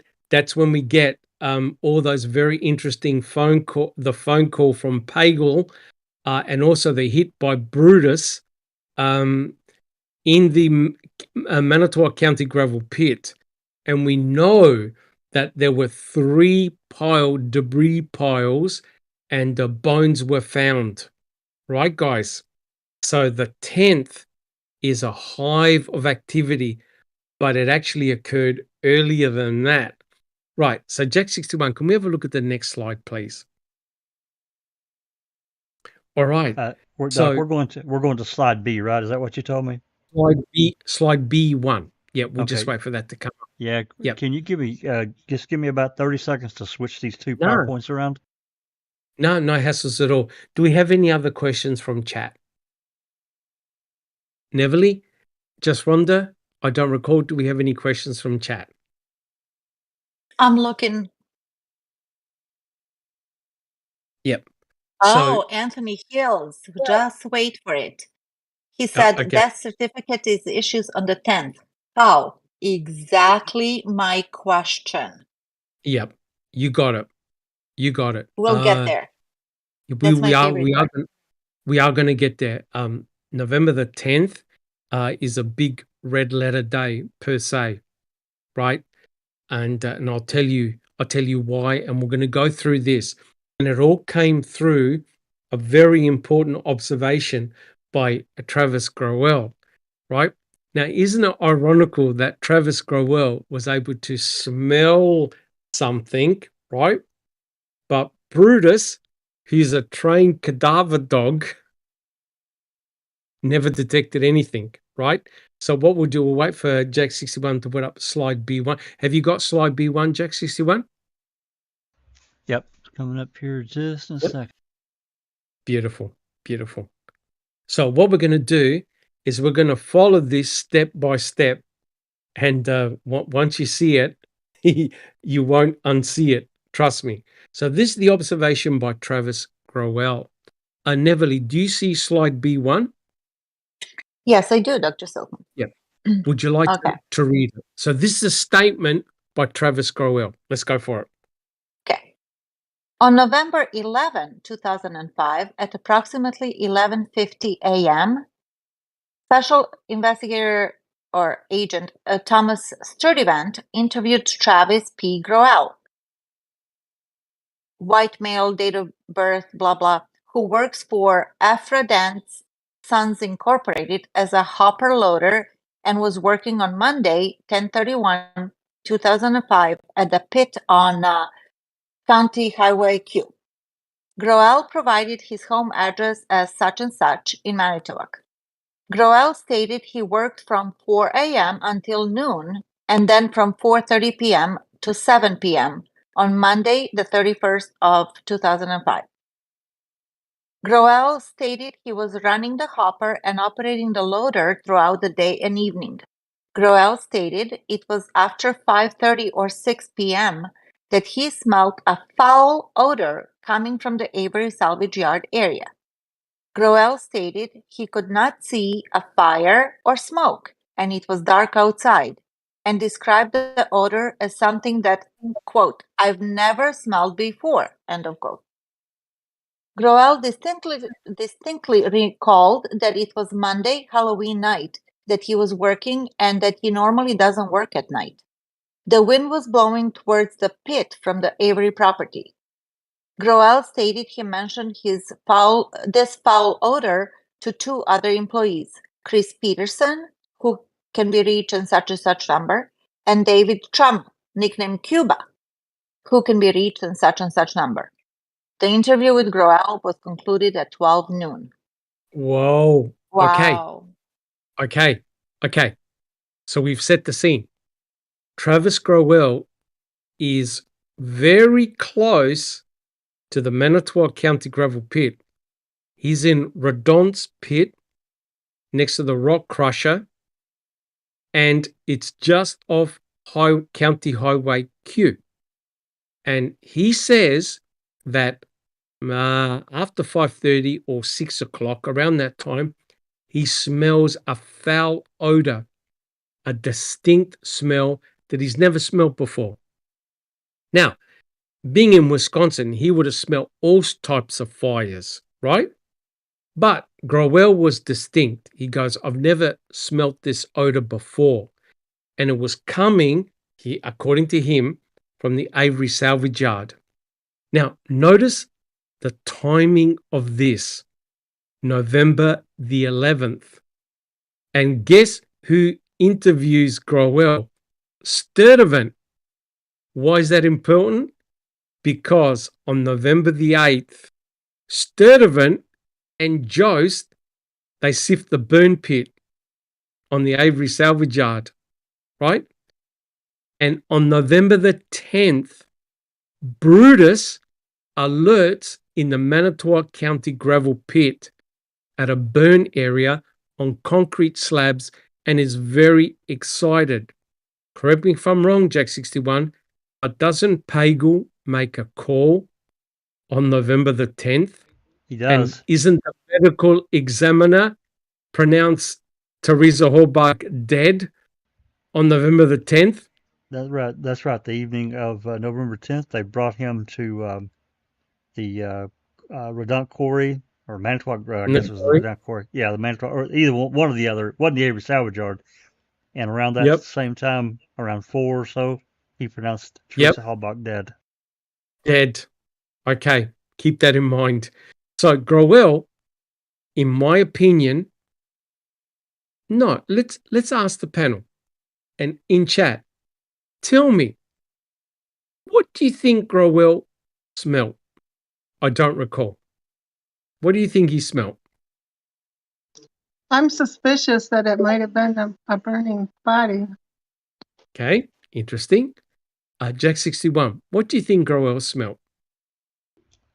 Well, I think so too, because he would have, he's not he's not old, but he certainly would have known like a skunk smell, something that like those are, I don't know if you have those in Australia, but they're pretty common here. And if you live in the rural area, from time to time they wander around, they spray their skunky smell, and it stinks like hell. It smells bad, but it's very distinctive. Everybody knows that it's a skunk. That's Yep. right. Yep. So I'm really suspicious that something happened in the Manitowoc County gravel pit or the Redont pit, and that's what he smelled. That's my suspicion. Okay. So possibly a burning body or body parts. That's right. Okay, interesting. Just Rhonda, what do you think Growell smelled? Given the fact that he said it was a smell like he's never smelled and that it was how awful it was, I think probably body parts. Okay, interesting. Thank you, Just Rhonda. Neverly, what about yourself? What do you reckon Travis Growell smelled? I am hopeful that this is 100% true what he's saying, because that would indicate that the smell that he's never smelled before, so it couldn't be tires, it couldn't be cow manure, it couldn't be whatever else people burn, that it would be something as disgusting and pungent and putrid as a human body. And we've discussed, we talked about burning bodies and what, firemen say, how putrid that smells, sweet, metallic, something just gross, like coagulated blood, and that lingers in your nose forever. And if Travis Growell, who works there, and it's farmland, and he's of age that he has smelled other things being burnt, I'm hopeful that it was a body. Correct. My next question, I don't know if I should talk about it now or we should talk about it later, but there's some chat about it in the chat. It's like, how could the medical examiner pronounce somebody dead? Not somebody, Teresa dead, on the 10th. Based on what? Bones?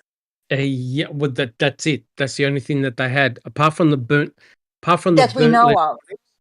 That we know of, correct? It would have been just bones, because they wouldn't have had. They had no DNA results back then. That they didn't know that was we Teresa know Halbach. of. That Unless we know there of. were body parts. Because remember what Pagel said? Body parts, blood, all kinds of stuff in that phone call, which one day we will play. Correct. Please tell me we will. We will. We definitely will play it. So here's the important point. It's very likely that Travis Growell, between 5:30 and 6 o'clock, smelled a body or body part or parts being incinerated. That is scary. That's scary. If he says that he smelled something he never smelled before, but notice what he said. He smelled the wind or air, and he said it was coming from the Avery property. I'll prove to you that can't be the case. Right? So Jack 61, can we have a look at the next slide, please? And this is important too, right? So now it all ties together. Travis Growell smelled something on the night of October the 31st. Just Rhonda, do you see the slide? Slide B2? Yes, I do, Dr. Silkman. Would you like to read it out? This is what Josh Redont wrote, his statement on the November the 5th. Would you like to read it out, just Rhonda? You bet. On October 31st at approximately 4:30 p.m., I drove up to my I think it's deer camp. deer camp off of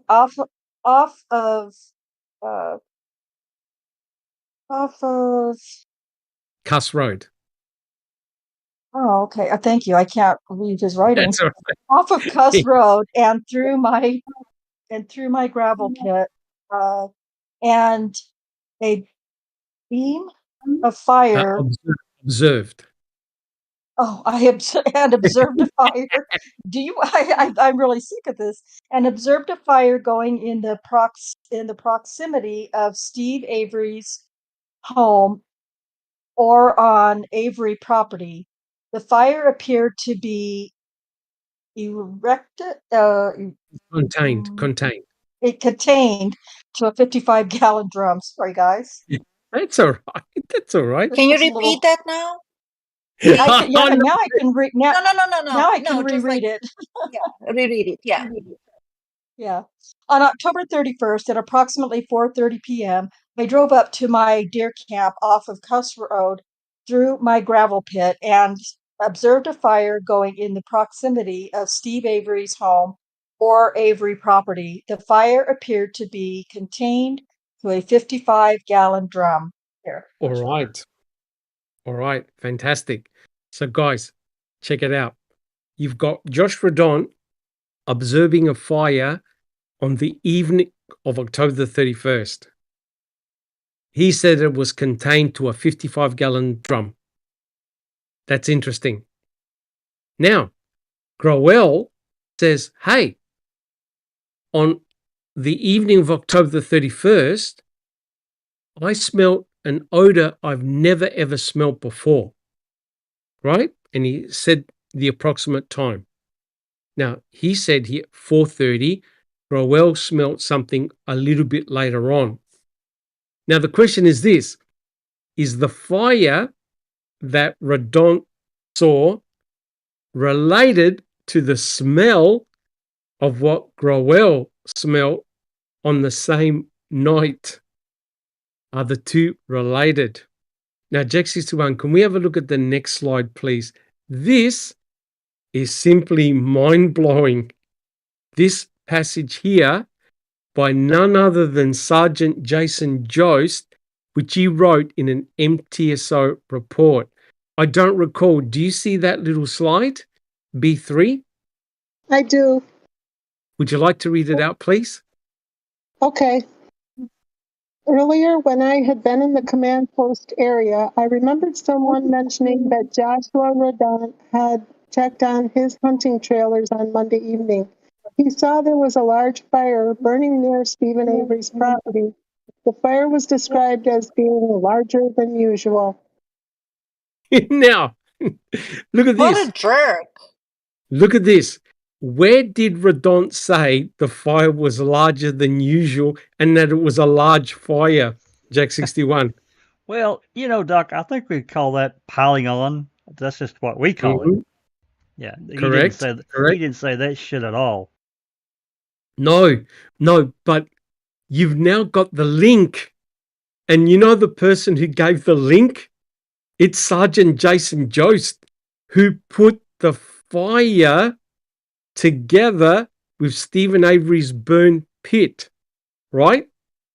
And who is the first person that finds a bone on the Avery salvage yard near the burn pit on November the 8th? It is Sergeant Yost. Sergeant Yost or Jost, right? Now, isn't that interesting? So he's already worked 2 and 2 out together, right? Redont was referring to the fire, and it was larger than usual, etc., etc. And Redont never said any of those things at all. So let's check out the next slide. Let's see how true this is. Slide B4, Jack 61. So what I did, I went to 2 different meteorological sites that kept records of the weather, and I checked 2 of them. So what I checked is the wind direction and wind speed from 5:25 to 7:45 p.m. on October the 31st in Wisconsin. I checked 2 different meteorological sites, and it's exactly the same. The wind was blowing to the west or west-northwest, right? So the wind was either going to the west or going to the north-northwest. That's very, very important. And notice the wind was not that strong, and there were no sudden big gusts of wind, right? So we know the direction where the wind was blowing to. Jack 61, can we have a look at the next slide, please?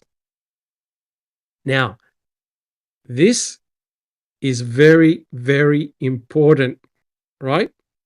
Now, we know that Sergeant Jason Jost on November the 7th was a very, very busy boy. Check this out.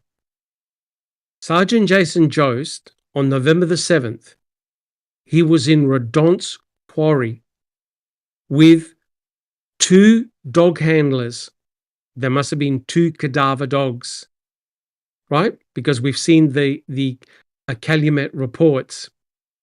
He was in the Redont's quarry with 2 dog handlers and 2 cadaver dogs. Well, guess what?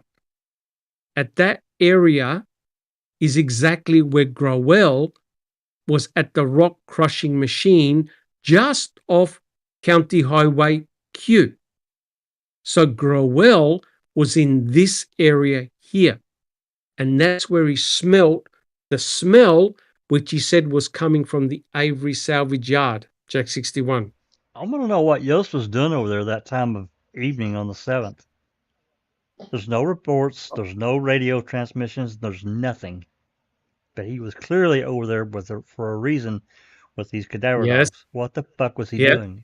Bothers me. But don't worry, it gets better. I don't recall. Do you have a comment? No, I don't. Sorry. That's okay. So, Sergeant Jason Jost, who was part of Search Team A predominantly was at Cuss Road. Jason Jost is in the Redont's quarry with 2 cadaver dogs, 2 dog handlers, the cadaver dogs. Growell was in this area working the rock crushing machine just off County Highway Q. And that's when he said that on October the 31st, he smelt a foul odor that he'd never smelt before. Guess what? Sergeant Jason Jost also was in the Manitowoc County gravel pit, which is right next door. They're in close proximity. In the Manitowoc County gravel pit, he was with 4 dog handlers and likely 4 cadaver dogs. Now, wait a minute. The state is saying that Teresa Horbach was murdered on the Avery salvage yard. What the hell are cadaver dogs and Sergeant Jason Jost doing in Redont's quarry and in the Manitowoc County gravel pit if those 2 locations are nowhere near Stephen Avery's burn pit? It's really bizarre. Furthermore, Sergeant Jason Jost on November the 7th said he fed bear on November the 7th. And of course, he said that bear was so vicious, he had to get 2 fellow officers to distract bear, and he poured some food on the ground. Now, wait a minute. we know that Bear had a big white bucket. It was full of food. And Bear also had a blue bucket that was full of food. So Jason Jost was in Redon's quarry in the Manitowoc County gravel pit with a total of 4 dog handlers in the Manitowoc County gravel pit and 2 dog handlers, cadaver dogs, in Redon's quarry. And that's where Travis Growell said, I smell a foul odor. Now, check this out. If you look at the bottom right-hand corner, the arrows, that's where Stephen Avery's burn pit was. And if you look at the direction of the wind was blowing west, northwest. It meant that the wind, the smell, if there was a fire in Stephen Avery's burn pit, was going away from where Travis Growell was. Guys, would you agree? It was not going directly to him. It was going away from him. Guys, what do you reckon? Yes. Can you just point out again? I'm so sorry, where Travis Growell was. See where it says County Highway Q right up the top? No. CTHQ. Can you see it right up the top? It's maybe. See there? Hold on. Let me hold on. See there? Yeah. Sorry. You see where that dog? You see where that dog? You see where that dog is? That picture of the dog, No. right next Where is to Jost. Yes. Yeah, near the west. In Redon's quarry. Yeah. In Redon's quarry, that's where the rock crushing machine was. You can actually see it if you blow up the picture. So he was there. He was right off County Highway Q, there. And that's when he said he smelt the smell he's never smelt before. But if Teresa was being cremated in Stephen Avery's burn pit, the smell would have drifted away from Growell. The smell was going west, northwest. Wasn't going directly to him. And have a look at where the burn pit is and have a look where Growell is. There's a whole line of trees. It's almost like a forest between the two places. So if Teresa Hallbark was being cremated in Stephen Avery's burn pit, how did the smell reach Travis Growell all the way in the gravel pit? What do you reckon, guys? How? I'd have to go with aliens. I'd have to go with aliens. It had to be. All right. But wait, it gets better. If you have a look at the Manitowoc County gravel pit, which is right next to Redon's quarry, and Manitowoc County gravel pit, correct me if I'm wrong, but it's owned by the state. It's run by the Manitowoc County or council or whatever it is. Yeah, it's a county owned. It's a county owned piece of property. County owned. Well, guess what? Brutus on November the 10th does alert 15. Alert 15. There was a burnt area on concrete slabs, and Brutus gives an alert. It just so happens that Brutus detects human decomposition. Now, wait a minute. You see the arrows?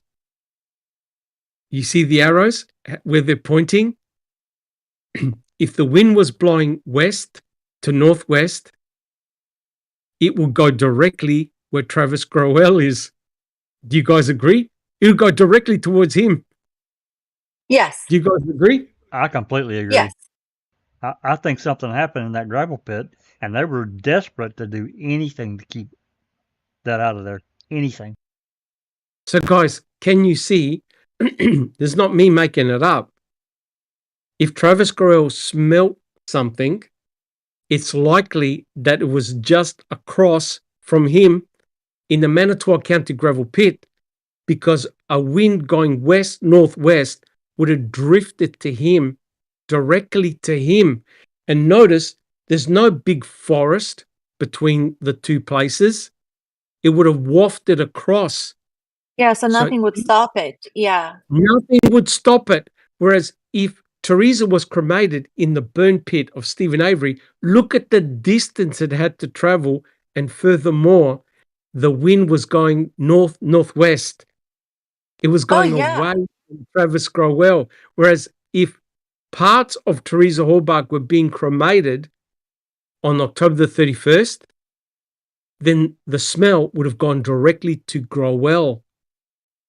Definitely. It's incredible. And it would be like unpurified, if you know what I mean. It Correct. wouldn't be diluted. It would be full strength, basically. Full strength. And the Full difference in distance between where he was and the quarry versus where Stephen Avery is, which is on a complete opposite geographical spot. Yeah, Correct. huge difference. Correct. Yeah. Correct. So this is disturbing, guys. Disturbing. Could part of Teresa have been cremated that evening? So she was dead on the evening of October the 31st. She was dead, already dead. Right? And the disturbing thing is it all fits because A, the site of cremation is closer to Travis Growell than the Stephen Avery's burn pit. Furthermore, you now have to say, well, what the hell was Jason Jost doing in the Manitowoc County gravel pit and in Redon's quarry and at Stephen Avery's burn pit all on November the 7th? Why are there cadaver dogs there?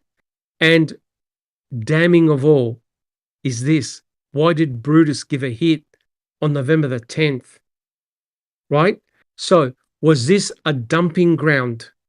Was it a dumping ground for the cremains, part of the cremains? And it now makes perfect sense because guess what, guys? Further east, going down, guess what they found? They found 3 bone piles. Remember, debris piles. And that's where Dr. Eisenberg refused to classify the hip bone as human. Just Rhonda. I just, not only all of that stuff and all of the dates and everything else, but if this was October 31st that Growell smelled this horrific smell, and we're contemplating or speculating that body parts or a body itself was burned on those cements, on one of the cement slabs, that means also that law enforcement knew on the 31st that she was dead. I think so. I think you're correct. I think you're 100% correct. Yep. Law enforcement knew fairly early on that Teresa Halbach was dead. I'm pretty well convinced of it. But here's the kicker. This is unbelievable. Travis Growell said he smelled something between 5:30, 6 o'clock, something like that. Guess what Jody Stokowski did at 5:36 p.m.? What did she do? What did Jody do at 5:36 p.m. on October the 1st? She called Stephen at home.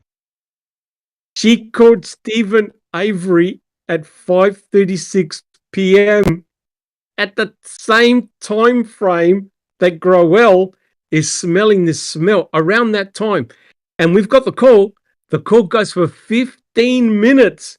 So wait a minute. Does anyone hear anybody burning in the background? Does anyone hear Brendan Dassey in the background? Does anybody hear a fire crackling in the background? Does Jody Stokowski note any difference in the way Stephen Avery is talking to her? Not at Jack all. 61. Not at all. No. Regular phone call. So is that phone call, which the state don't want to talk about, did it just exonerate Stephen to say, how the hell could I be cremating Teresa Halbach if I'm talking to my fiance on the phone? I have a question. Yes, correct. Yes, it totally makes sense. Did Jody call him on his house phone or his cell phone? House phone. House. I think from House. Exactly. House phone. I think from You have, Joe, yeah. you can't call a Which, mobile phone. You have to call the house which phone. strengthens what you just said. It's not like she called him on the cell phone where he could be moving about, burning Which is Teresa. You know what I mean? Which- While on the phone. correct. No, he was in the house. He wouldn't leave a whole freaking body in the open area in the burn pit burning in front. Yeah. unattended for 15 minutes. Yes. Right. With other And- residents there. Correct. And to make matters worse, Jody calls back at 8:57 p.m. And again, they're just lubby-dubby, normal talking, no signs of distress. Wait a minute, isn't he meant to be cremating Teresa Horbach and hiding his crimes? So guys, can you see, if this is true, this is so exculpatory, because how in the hell can Stephen Avery be cremating Teresa Horbach, producing the body smell that Travis Growell smells after 5:30, around 6 p.m. Well, he wasn't exact. Jody calls up Stephen at 5:36. It's a timed call for 15 minutes. And Jody says, I didn't hear anything nefarious. He just sounded normal.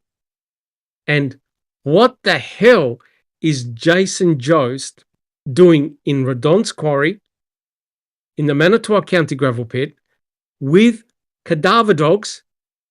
And then he magically appears on November the 7th to feed bear.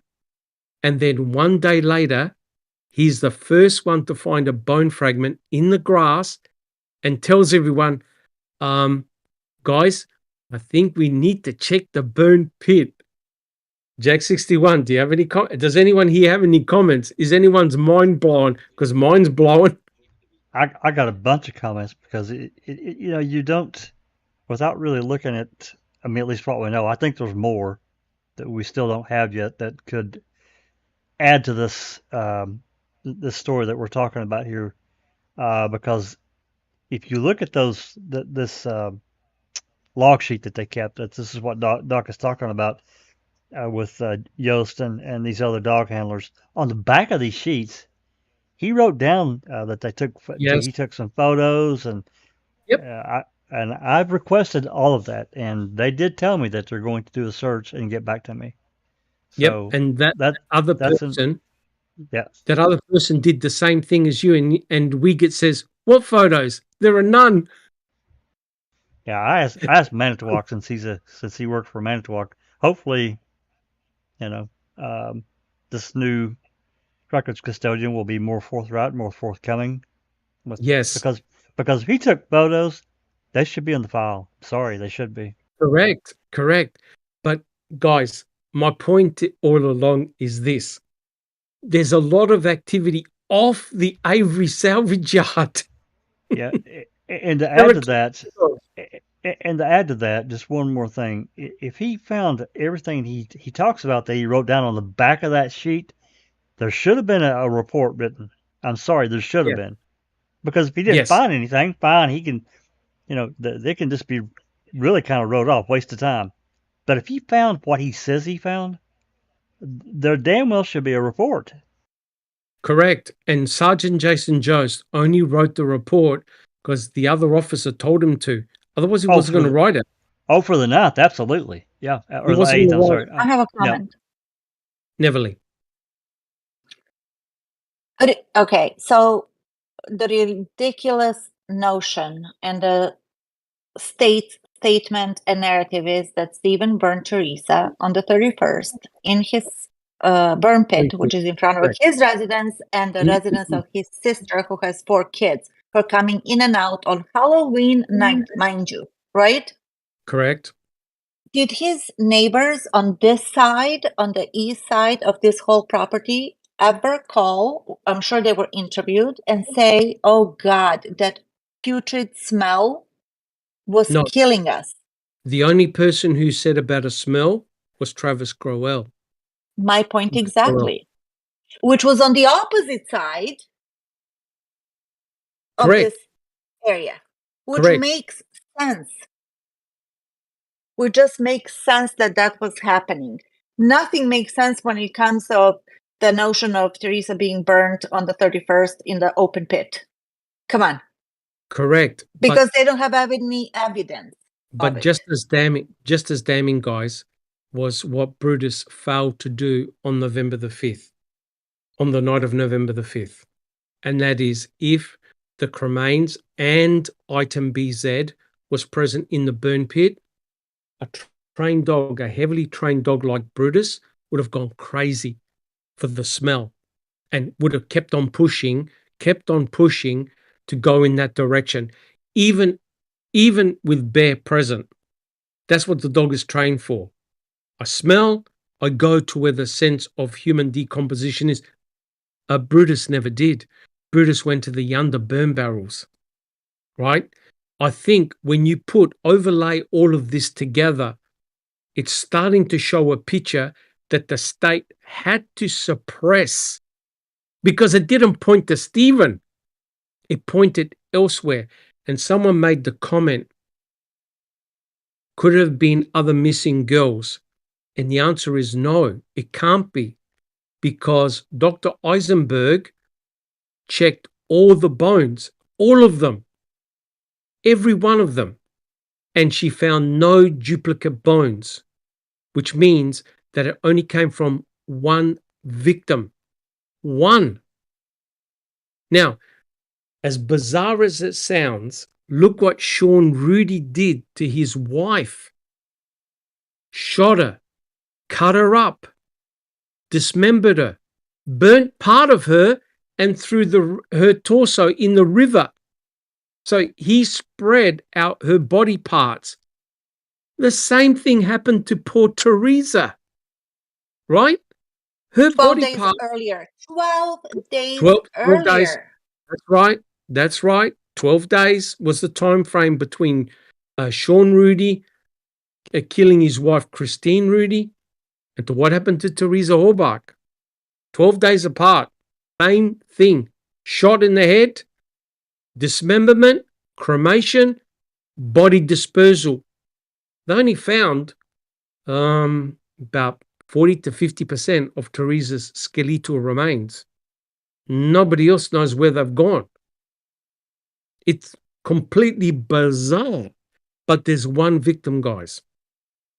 So hopefully your jaws have dropped, because mine have, because if we have a look at the direction of the wind and where it was going, it tends to suggest that whatever was being burnt was closer to Travis Growell than further away.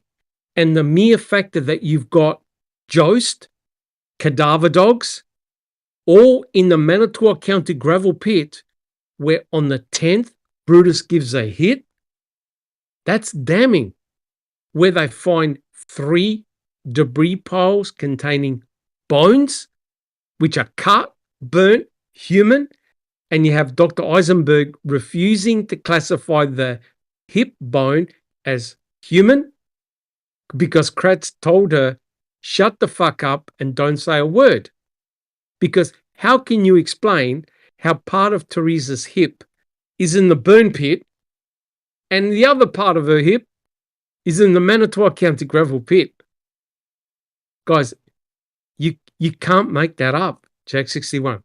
Yeah, I think we've kind of discussed before that Teresa's remains were scattered intentionally. That's what I think. As we've looked at this more and more and deeper, because that's exactly what it looks like. And we just kind of we have to call it as it is.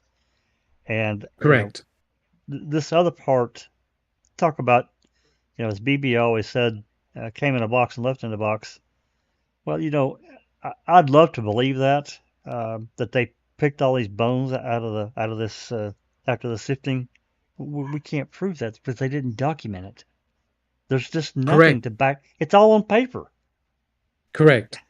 And I'm sorry, in this case, like you, Doc, I need more. I need something concrete. I need a photograph or a video. But guys, 100% agree, Jack, as well. But guys, can you agree that if Strang and Buting had presented this diagram to the court and overlaid all the evidence to suggest, wait a minute, The dogs are giving you a different narrative here, guys. How can Stephen be at two places at once? His fiance called him. His fiance called him at 5:36. Growell is smelling a smell. What Stephen Avery doing? Multitasking? Come on, guys. It's getting more weirder by the minute. Jack 61. Well, yeah, he had to have the transporter off the USS Enterprise to beam him over, and then Scotty called Scotty, I need to be beamed back, beam me over. There's just no way. This would have been a real problem for Kratz and Fallon and Gone, a real problem. And I'll tell you, and I'll tell you exactly what Kratz did. So, Jack 61, can we have a look at the next slide, please? We'll do a few more slides. I don't want to rush this. But oh, come on, it's getting really good. It's getting really good, is it? Okay, so have a look at this. This is damning. Brutus, on November the 10th, does a hit in the Manitowoc County gravel pit. Right? Now, I'll read out what Julie Kramer wrote in her report. I quote, Brutus barked and dug at the burned area in the concrete. You cannot get it any more distinct. Burnt area, concrete, Brutus does a hit, barks, and guess what? It's exactly in the spot that you would want a cremain to be for Travis Growell to smell it with the wind blowing north-northwest. It goes straight to him in the gravel pit, which is directly next door. Guys, can you see it? Can you visually see it? Absolutely. Absolutely. It's right there. And to make matters worse, just further downstream, that's where they find the pelvic bone. Remember the one that Eisenberg refused to call as human. She called it suspect human. Now, guys, please have a look where Brutus hit on alert 15. Have a look at where Stephen Avery's burn pit is all the way up to the right-hand side. Are you trying to tell me that Stephen Avery on October the 31st went all the way down to the Manitowoc County gravel pit, burnt a cremain or a body part, then went all the way back to his property to do what? Right? It makes no sense. Can you see it, guys? Can you see how bizarre this is? Bizarre and nonsensical. It's completely bizarre. Steve, when Fassbender and Wiegert said, you did this to Teresa, you did this to Teresa, you did this, you did. Stephen just looked at them with total incredulity saying, what the fuck are you talking about? So now the state are arguing, now wait for it. Well, how do you know that Stephen didn't do it? How do you know that Stephen didn't burn Teresa Hallbark, wait a minute, in the Manitowoc County gravel pit and dumped all the bones in the gravel pit in the Manitowoc? There were 3 mounds of debris piles that had cut, burnt human bones in it. The state are arguing, how do you know that Stephen didn't do it? At Jack 61. Oh my God! It's so dumb. Why would he do? Let's just say that. Let's just take a hypothetical. He burns her in his burn, cuts her up, burns her in his burn pit, rakes everything up, leaves some behind though, leaves just enough behind there to identify pretty much every body part. But then he takes the rest of it and hauls it over to the Manitowoc gravel pit. What? No. And also, we can't forget about the Yonda burn barrel number 2. Come on. Correct. And as Angie Dickinson pointed out, we mustn't forget Cuss Road, right? So right. Here's the issue. How much of Teresa Hallbark was present in the Manitowoc County gravel pit compared to the burn pit, in quotations, in Yonda burn barrel number 2, and potentially at Cuss Road? So this is really, really bizarre. The whole body wasn't burnt in one spot, right? So what do people do? When they cut up a body, dismember a body, it's in parts, right? Remember what Robert Hurst did, Neverly? Cut Yes. up the body, got the torso, and he put them in plastic bags and he dragged them to the river, except the body parts floated back up. What was missing? The head, because the head had the gunshot, right? So people cut up a body for transportation, but also for disposal, right? So quite clearly, if Teresa, a body part of Teresa, as horrible as this is, was being burnt on October the 31st, Travis Growell likely smelt it. Yeah. That's Right it all there. fits.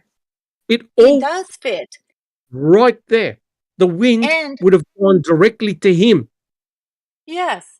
And for all of this BS that Kratz is saying, what did Stephen do? They never addressed that with 60% of her body, the whole freaking torso, which is like the No one biggest part. Nobody knows. No one knows. Exactly. No one knows. Jack 61. Yeah, just look at the. I'm going to do this with my cursor here. You'll look at my mouse pointer. You look at where the Avery salvage yard is. I'm circling that, and then all the way down here in the Manitowoc gravel pit. And I think that that's about a mile and a half, or maybe a little bit more, away from the salvage yard.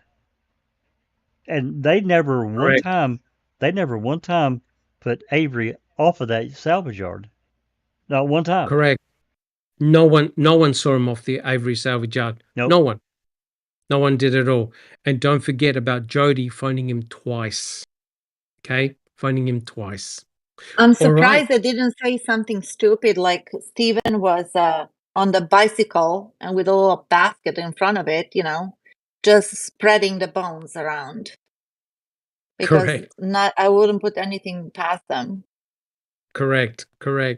All right. So Jack 61, can we have a look at the next slide? Now this is really, really interesting because Josh Radon did an affidavit, right?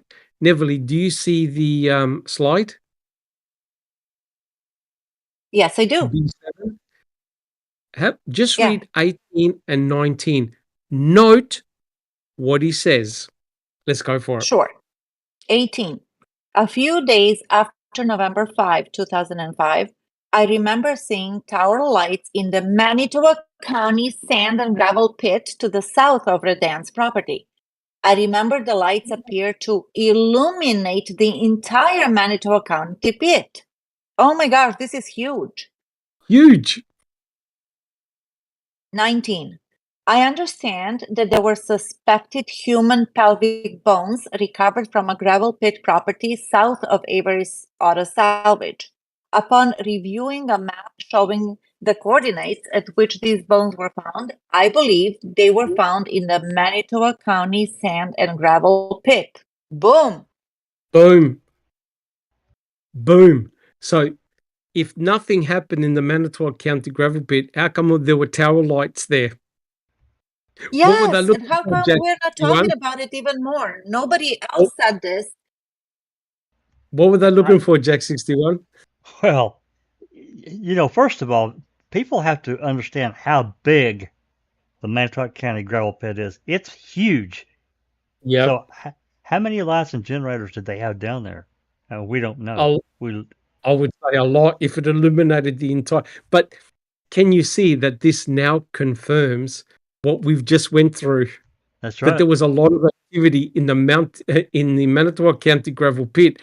The state is saying that nothing happened in the Manitowoc County gravel pit. But Josh Radon said, hey, the whole area was flood lit. And we have a cadaver dog hit, Brutus, one of the best cadaver dogs. We've got Jason Jost there with 4 dog handlers. 4 of them. Now, this was complete fuckery for the state. The state knew this. The state knew, if Strang and Buting get hold of this information, we're doomed. How are we going to explain it? Well, Jack 61, can you see the next slide? B8. This is the way Ken Kratz handled the Manitowoc County gravel pit. Would you like to read it out, please, Jack 61? Yep. Okay. At the top, not evidence in this case. The bones were moved, but they were moved by Mr. Avery. Those bones in the quarry, I'm going to take about 20 seconds to talk about because the best anybody can say is that they are possible human. What does possible human mean? Well, it means we don't know what it is. All right? The best anthropologists in the world don't know what these bones are. Dr. Eisenberg didn't know what they are. Dr. Fairgrave didn't know what they were. He agreed with that. So notice all the stuff we just went through, everything. Ken Kratz said, no, I'm spending 20 seconds. Now, how can that possibly be? What's he hiding, guys? What's he hiding? He ran. By now, we know. Yeah, he ran like We a know scalded dog. Yeah, go ahead, Neverly. We know now. But if you're the jury and the judge, you're going, nothing happened at the Manitowoc County gravel pit. What are you talking about, guys? Okay. And that was his intent. Remember? Yes, exactly. He's a master manipulator. You know that, guys. By now, we know how he operates. What is his MO? But at the time, go back in time when you were watching Making a Murderer 1, and when we didn't know as much as we know this. How awkward was that moment, even back then when he said that, when he tried to just dismiss it with his 20-second bullshit. It was just an awkward and out of place comment. And outrageous. Yes, outrageous, exactly. That it was so weird that everybody was like, huh? So you latch onto something like that. Correct. But for him, I mean, that's pretty brazen what he did right there. Correct. Now, if convicting a murderer ever comes out, how the fuck are they going to explain what we've just uncovered? How? They won't touch it. They won't touch it. Right? They will not touch it. Yet we haven't even hit the juicy bit yet. We have deep dived in the dog reports. We're not finished yet.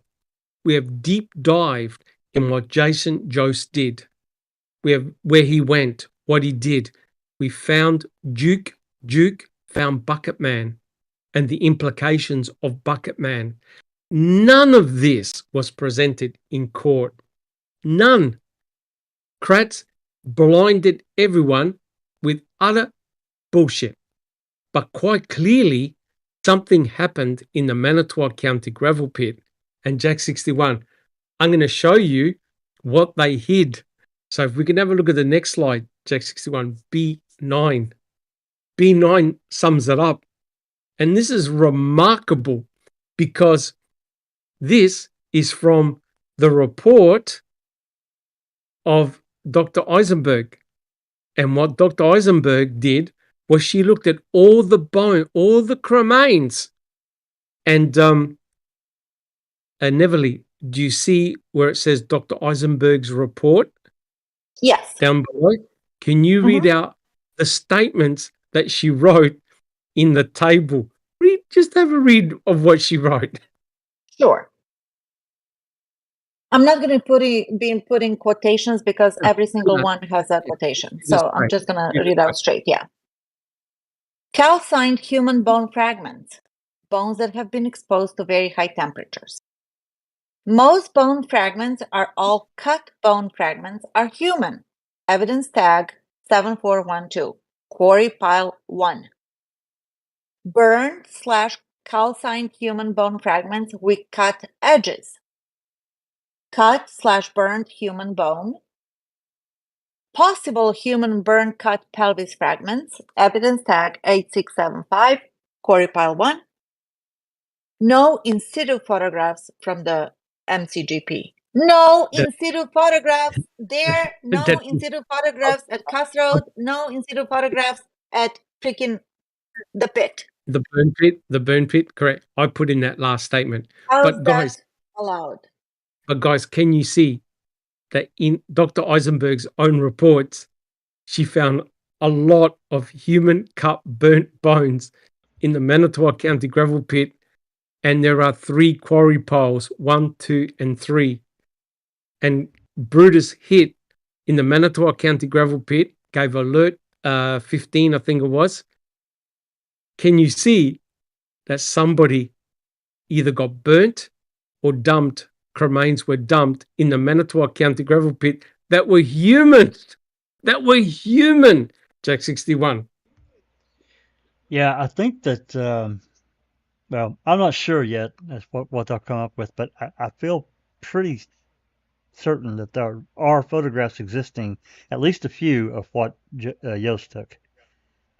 Cuss Road, I feel certain that there's photographs that exist of that we can't get. Like, we can't get our hands on them. They don't want them released. But I think this report here, what Neverly just read out, it's pretty fucking damning. I'm sorry, it's pretty damning, and it was such a huge miss by Buting and String. Oh my god! But they even give GPS coordinates too. And if you notice, Jason Jost in the back of his report on the sheet also gave GPS coordinates around the same type of area. Yep. So something really bad happened in the Manitowoc County gravel pit, and Kratz said to you, I'm only spending 20 seconds on it. That's right. And that's He ran from it. And Cuss Road doesn't exist. Cuss Road is a non-event for the state. Didn't exist. Nothing was found. A clandestine burial site turned out to be a peat moss bag and a wooden pallet. Nothing to see here. So can you see that in Eisenberg's own report, sorry guys, but human bones were found there. Jack 61. Yeah, and also November 10th was also a non-starter for the state, even though Sipple and whoever else organized, 60, 70 state troopers, inspectors, and other departments that scoured that fucking quarry. They scoured it all day. Yes, correct. And don't forget, we mustn't forget that tissue and blood was also found in Mickle's quarry. And Mickle's quarry is further up from the Manitowoc County gravel pit. And I forgot to mention, just south of Stephen Avery, the Avery salvage yard, they found blood, which was CX. And CX is a male profile of unknown origin. Yeah. So something happened. Somebody got cut. Somebody bled. It's not Teresa Horbach's blood. It's not Stevens. It's not an Avery. It's not a Dassey. It's unknown, which is incredible. Jack 61. Yeah, I'm also reminded of the geocaching call that the guy called in about finding all that blood at that tree. It's all over the tree and all over the ground, and no entrails.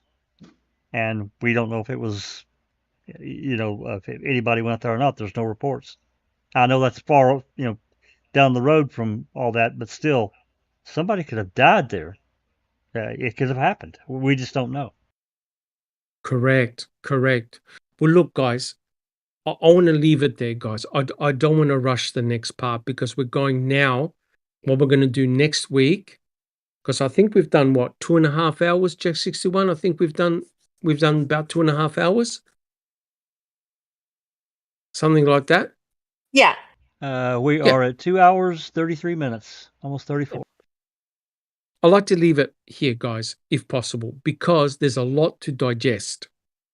And so what we've done today is very, very important, right? We've answered some questions from chat last week. We talked about how Brutus gives an alert. He does that by barking. We've looked at the events at the Manitowoc County gravel pit, and we've looked at Sergeant Jason Jost, where he was, what he was doing. We asked the question about what Travis Growell smelled on October the 31st. It's very likely that it was from a body or body part being cremated in the Manitowoc County gravel pit, which was actually very close to where Travis Growell was. The wind was going in his direction, right? And I think a very important discovery by Duke was the presence of Bucket Man. And why is that significant? Because it totally destroys a central tenet by Kratz in that bear was aggressive, and hence no one found any bones for so many days because bear shooed everybody away. That's clearly not the case. The only person who says he pulled a gun on bear is in Stephen Avery's trial by Kacharski. Remiker never mentions that. And it's interesting that Remiker and Jost both put themselves at Stephen Avery's burn pit before the bones are found. Remarkable. Jack 61. Yeah, I think this is probably a good place to stop too, Duck, because we can get overloaded with too much information, and it kind of becomes a jumble. I mean, we've been through it enough times. I'm sure we've got it pretty straight, but it's a lot to take in. It really is. So I think this is you probably got a good idea. Huge. Yep. The important thing, guys, is we have gone to great lengths not to speculate. We don't know the identity of Bucket Man. Bucket Man could be anybody. But the important thing is that Bucket Man is a law enforcement officer. Law enforcement officers were meant to be scared and shoot away from bear. That's not the case. People were up close and personal with bear. Every photographic evidence we have and video evidence that we have demonstrates that bear was non-aggressive. And a hell of a lot of activity occurred in the Manitowoc County gravel pit and in Redon's quarry. Now, if you're Josh Redon, you're going to be worried like hell, thinking, wait a minute, what the hell's going on here? What are all these law enforcement officers and dogs over here? And remember, Josh Redon said that Fassbender and Wiegert, I believe, said to him, they believe that the RAV4 went past their hunting lodge and got dumped onto Stephen's property through the gravel pit. And once we do the dog tracks, you'll see that that is indeed true. The scent dogs followed the RAV4 from Cuss Road to where the RAV4 was dumped, right? So the law enforcement officers, Fassbender and Wiegert, knew where the RAV4 had come from. They also had to have known that there were human bones found off the Avery salvage yard. And I reckon all they did, when you think about it, is very, very simple. They couldn't make it work with the bones being found off the property. So all they did was they took everything and put it back on the property to point to Stephen. It was that simple.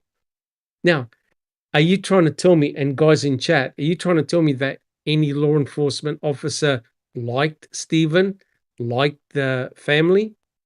No. None of them would have cared at all. Bring everything back, point to Stephen, and look what Sergeant Jason Jost said. He already, on the evening, he goes, oh yeah, I remember they were talking about Josh Redon, and he saw this big fire. And notice where Jost was? Jost was at Stephen Avery's burn pit. And who's the first person to find bones? Jost. Who told everyone to start searching the burn pit? Jost. Who sifted the burn pit? One of the people who sifted the burn pit. Jost. Now, did the cadaver dogs, scent dogs, go crazy and make a beeline towards the burn pit? No, they didn't. I think that's telling a lot. All right, guys. Well, we've covered a lot in this podcast. Thank you so much for your great questions and your support. If you've enjoyed the podcast, please subscribe. Put your DNA on the thumbs up button and please share. And don't forget to hit the notification bell. Again, guys, your support's been fantastic. And don't worry, we'll continue next week. And so I'd like to go around the panel. Tell us how you're coming along, and how things are going. Jack 61, how about yourself? I'm doing very well. Just been really busy with, like I said earlier, with various projects and so forth. And I guess for tomorrow for the open mic, well, Travis wants to come on and present some post-conviction stuff, but I don't think he's quite ready. But Okay. I think what we're going to do tomorrow for the open mic, we're going to jump back into the depositions, because we're going to really get into some really interesting ones. I think we're into late August or early September. I can't remember, but I think we're done with August. But I'm going to double check it regardless. That's what's on planned for tomorrow for the open mic. So hopefully 5 o'clock Central, you guys can join us and read along and see what we see in there. Awesome. Thank you, everyone. All of it's coming really well together. And the other thing that I want to say, Jack 61, is the importance of those phone calls by the law enforcement officers.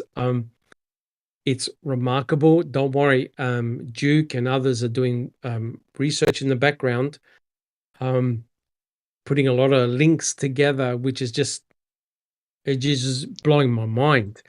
And like I said, not one person can solve this case. You need a collaborative effort, and you need a multimedia approach. You need to look at a lot of different things, like the phone calls, the documents, the videos, the testimonies, everything, the dog reports, and it's all coming together really, really nicely. And hopefully Kathleen Zillner's checking out our podcast, because I'm sure this will be very beneficial for Stephen.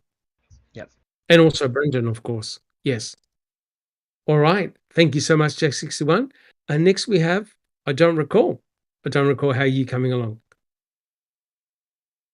Coming along well. I'm still catching up from our trip, but I was thinking while you were revealing, what you found, that I think I know why convicting keeps not coming on or not coming out like they said they would. They've been watching and they're saying, "Oh crap, we got to fix this, we got to fix that." They're gonna try to cover up the lies. Well, what's even more embarrassing is that members from the foul play team are meant to be on convicting a murderer, that's right. giving a counter argument. And what we're presenting here now, don't forget, we're on part 20 of one chapter, part 20, and the shenanigans that we've uncovered and are going to get worse, not better, worse. Convicting a murderer have got a lot of explaining to do. They really, really do. Thank you. I don't recall. Any other comments? No, thank you. Good show. Awesome. Thank you. Thank you so much. Just Rhonda, what about yourself? Thank you for asking, Dr. Silkman. First of all, yes, another amazing, informative chapter and or episode. It's shocking almost how, even though it's taken all these years, you're able to make connections that I don't believe that any of the law enforcement or investigators or state's attorneys ever expected to be discovered, obviously. They just never expected this case to go where it's gone, and thought that, they could just be sloppy and nobody was going to know, because they didn't expect this to happen. And so, too bad for them. Your research and your work is starting to unravel their case, even more so. So I think that's awesome. It's fantastic. But yep. Go ahead. I was going to say, but it's a collaborative effort, guys. All of you guys, other members, Duke coming in now with his research, with his findings.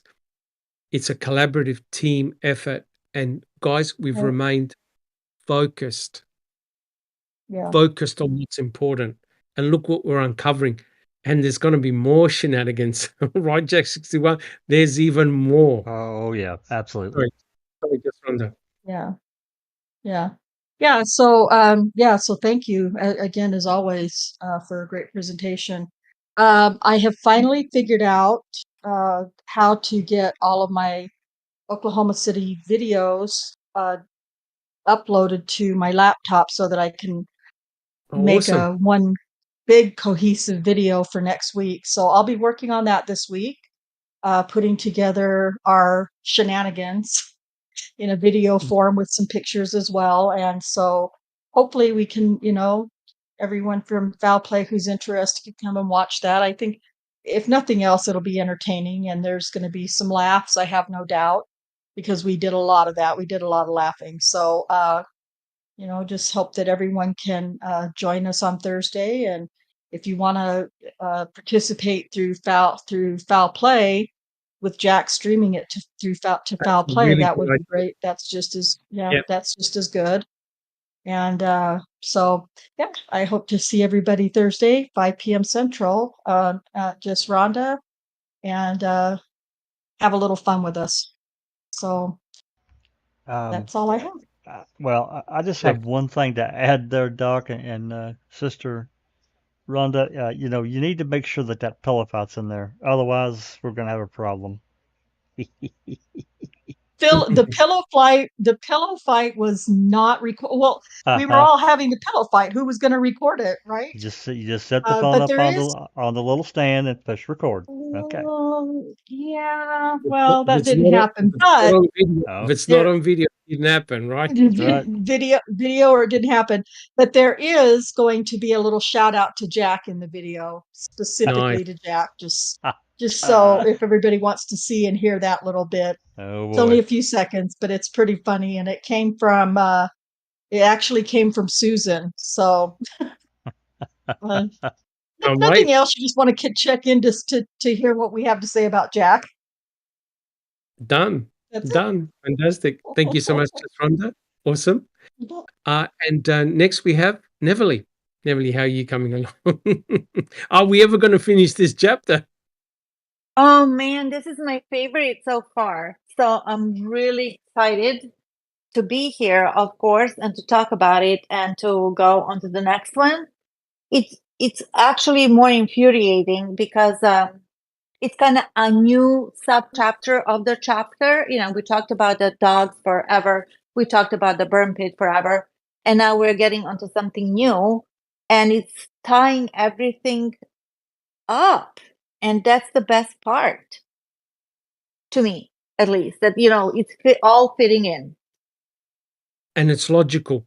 It's not. It's very logical. It just makes sense. Not outrageous. Yeah. And So that's not like 5 people saying that's making sense. Everybody in the chat says that it's actually making sense because you made it possible. And I just wish, could you imagine everybody, Dr. Silkman in the courtroom, hold my beer with his stick. This is Joe's, this is Joe's, this is Joe's. Here's the geography, topography, and so forth. Hey, we needed something like that, with all joking aside. Yeah, but you can't totally blame Strang and Buting because this is a multi-complex layered case. And we spent 20 weeks on one aspect of the case. They had to. Oh, yeah. Plus, I think they were dazed and confused by the serpents and what was going on, and that they were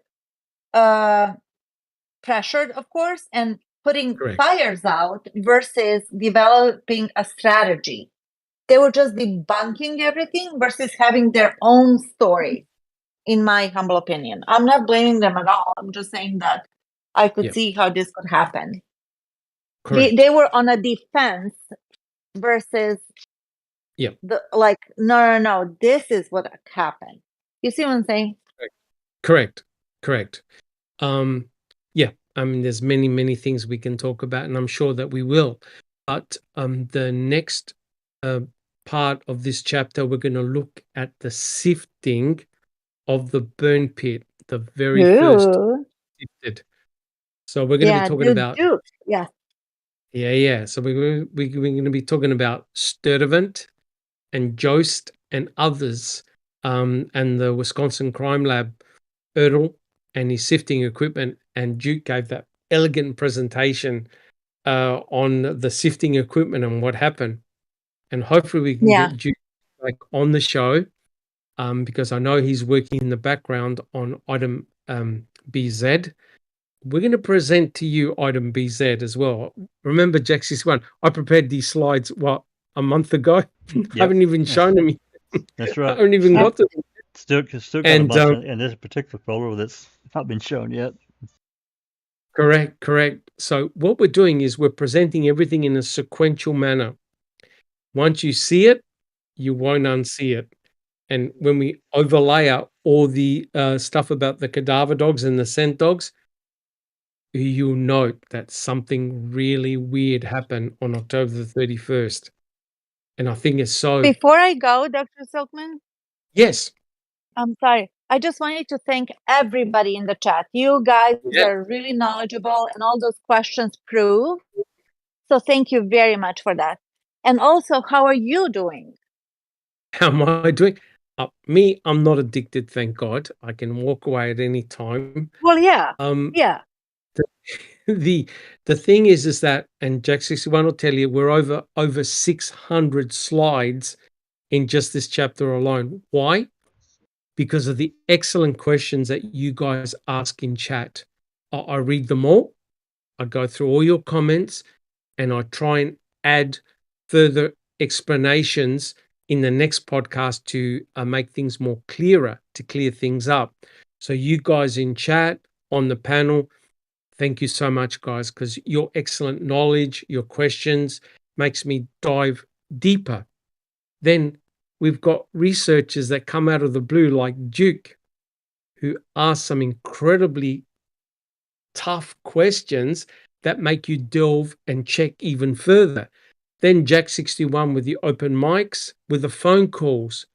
All of a sudden, a call that you heard 6 months ago that didn't make any sense now makes perfect sense. Right, Jack61? And we've got a couple of shockers coming up, right? Yeah. Nothing mentioned. And the lack of calls about this vicious fucking German Shepherd that's, trying to eat everybody alive. Nothing at all. And I call shenanigans and bullshit on that. Correct. So next week, guys, we start with Tom Sturtevant. Don't miss it, because it's going to be an absolute ripper, especially since Duke did the presentation about the sifting equipment. So it'll be very interesting. All right, guys, if there are no further comments, please subscribe, put your DNA on the thumbs up button, and we'll all see you tomorrow. Thank you so much, guys. Take care. And this has been a Foul Play production.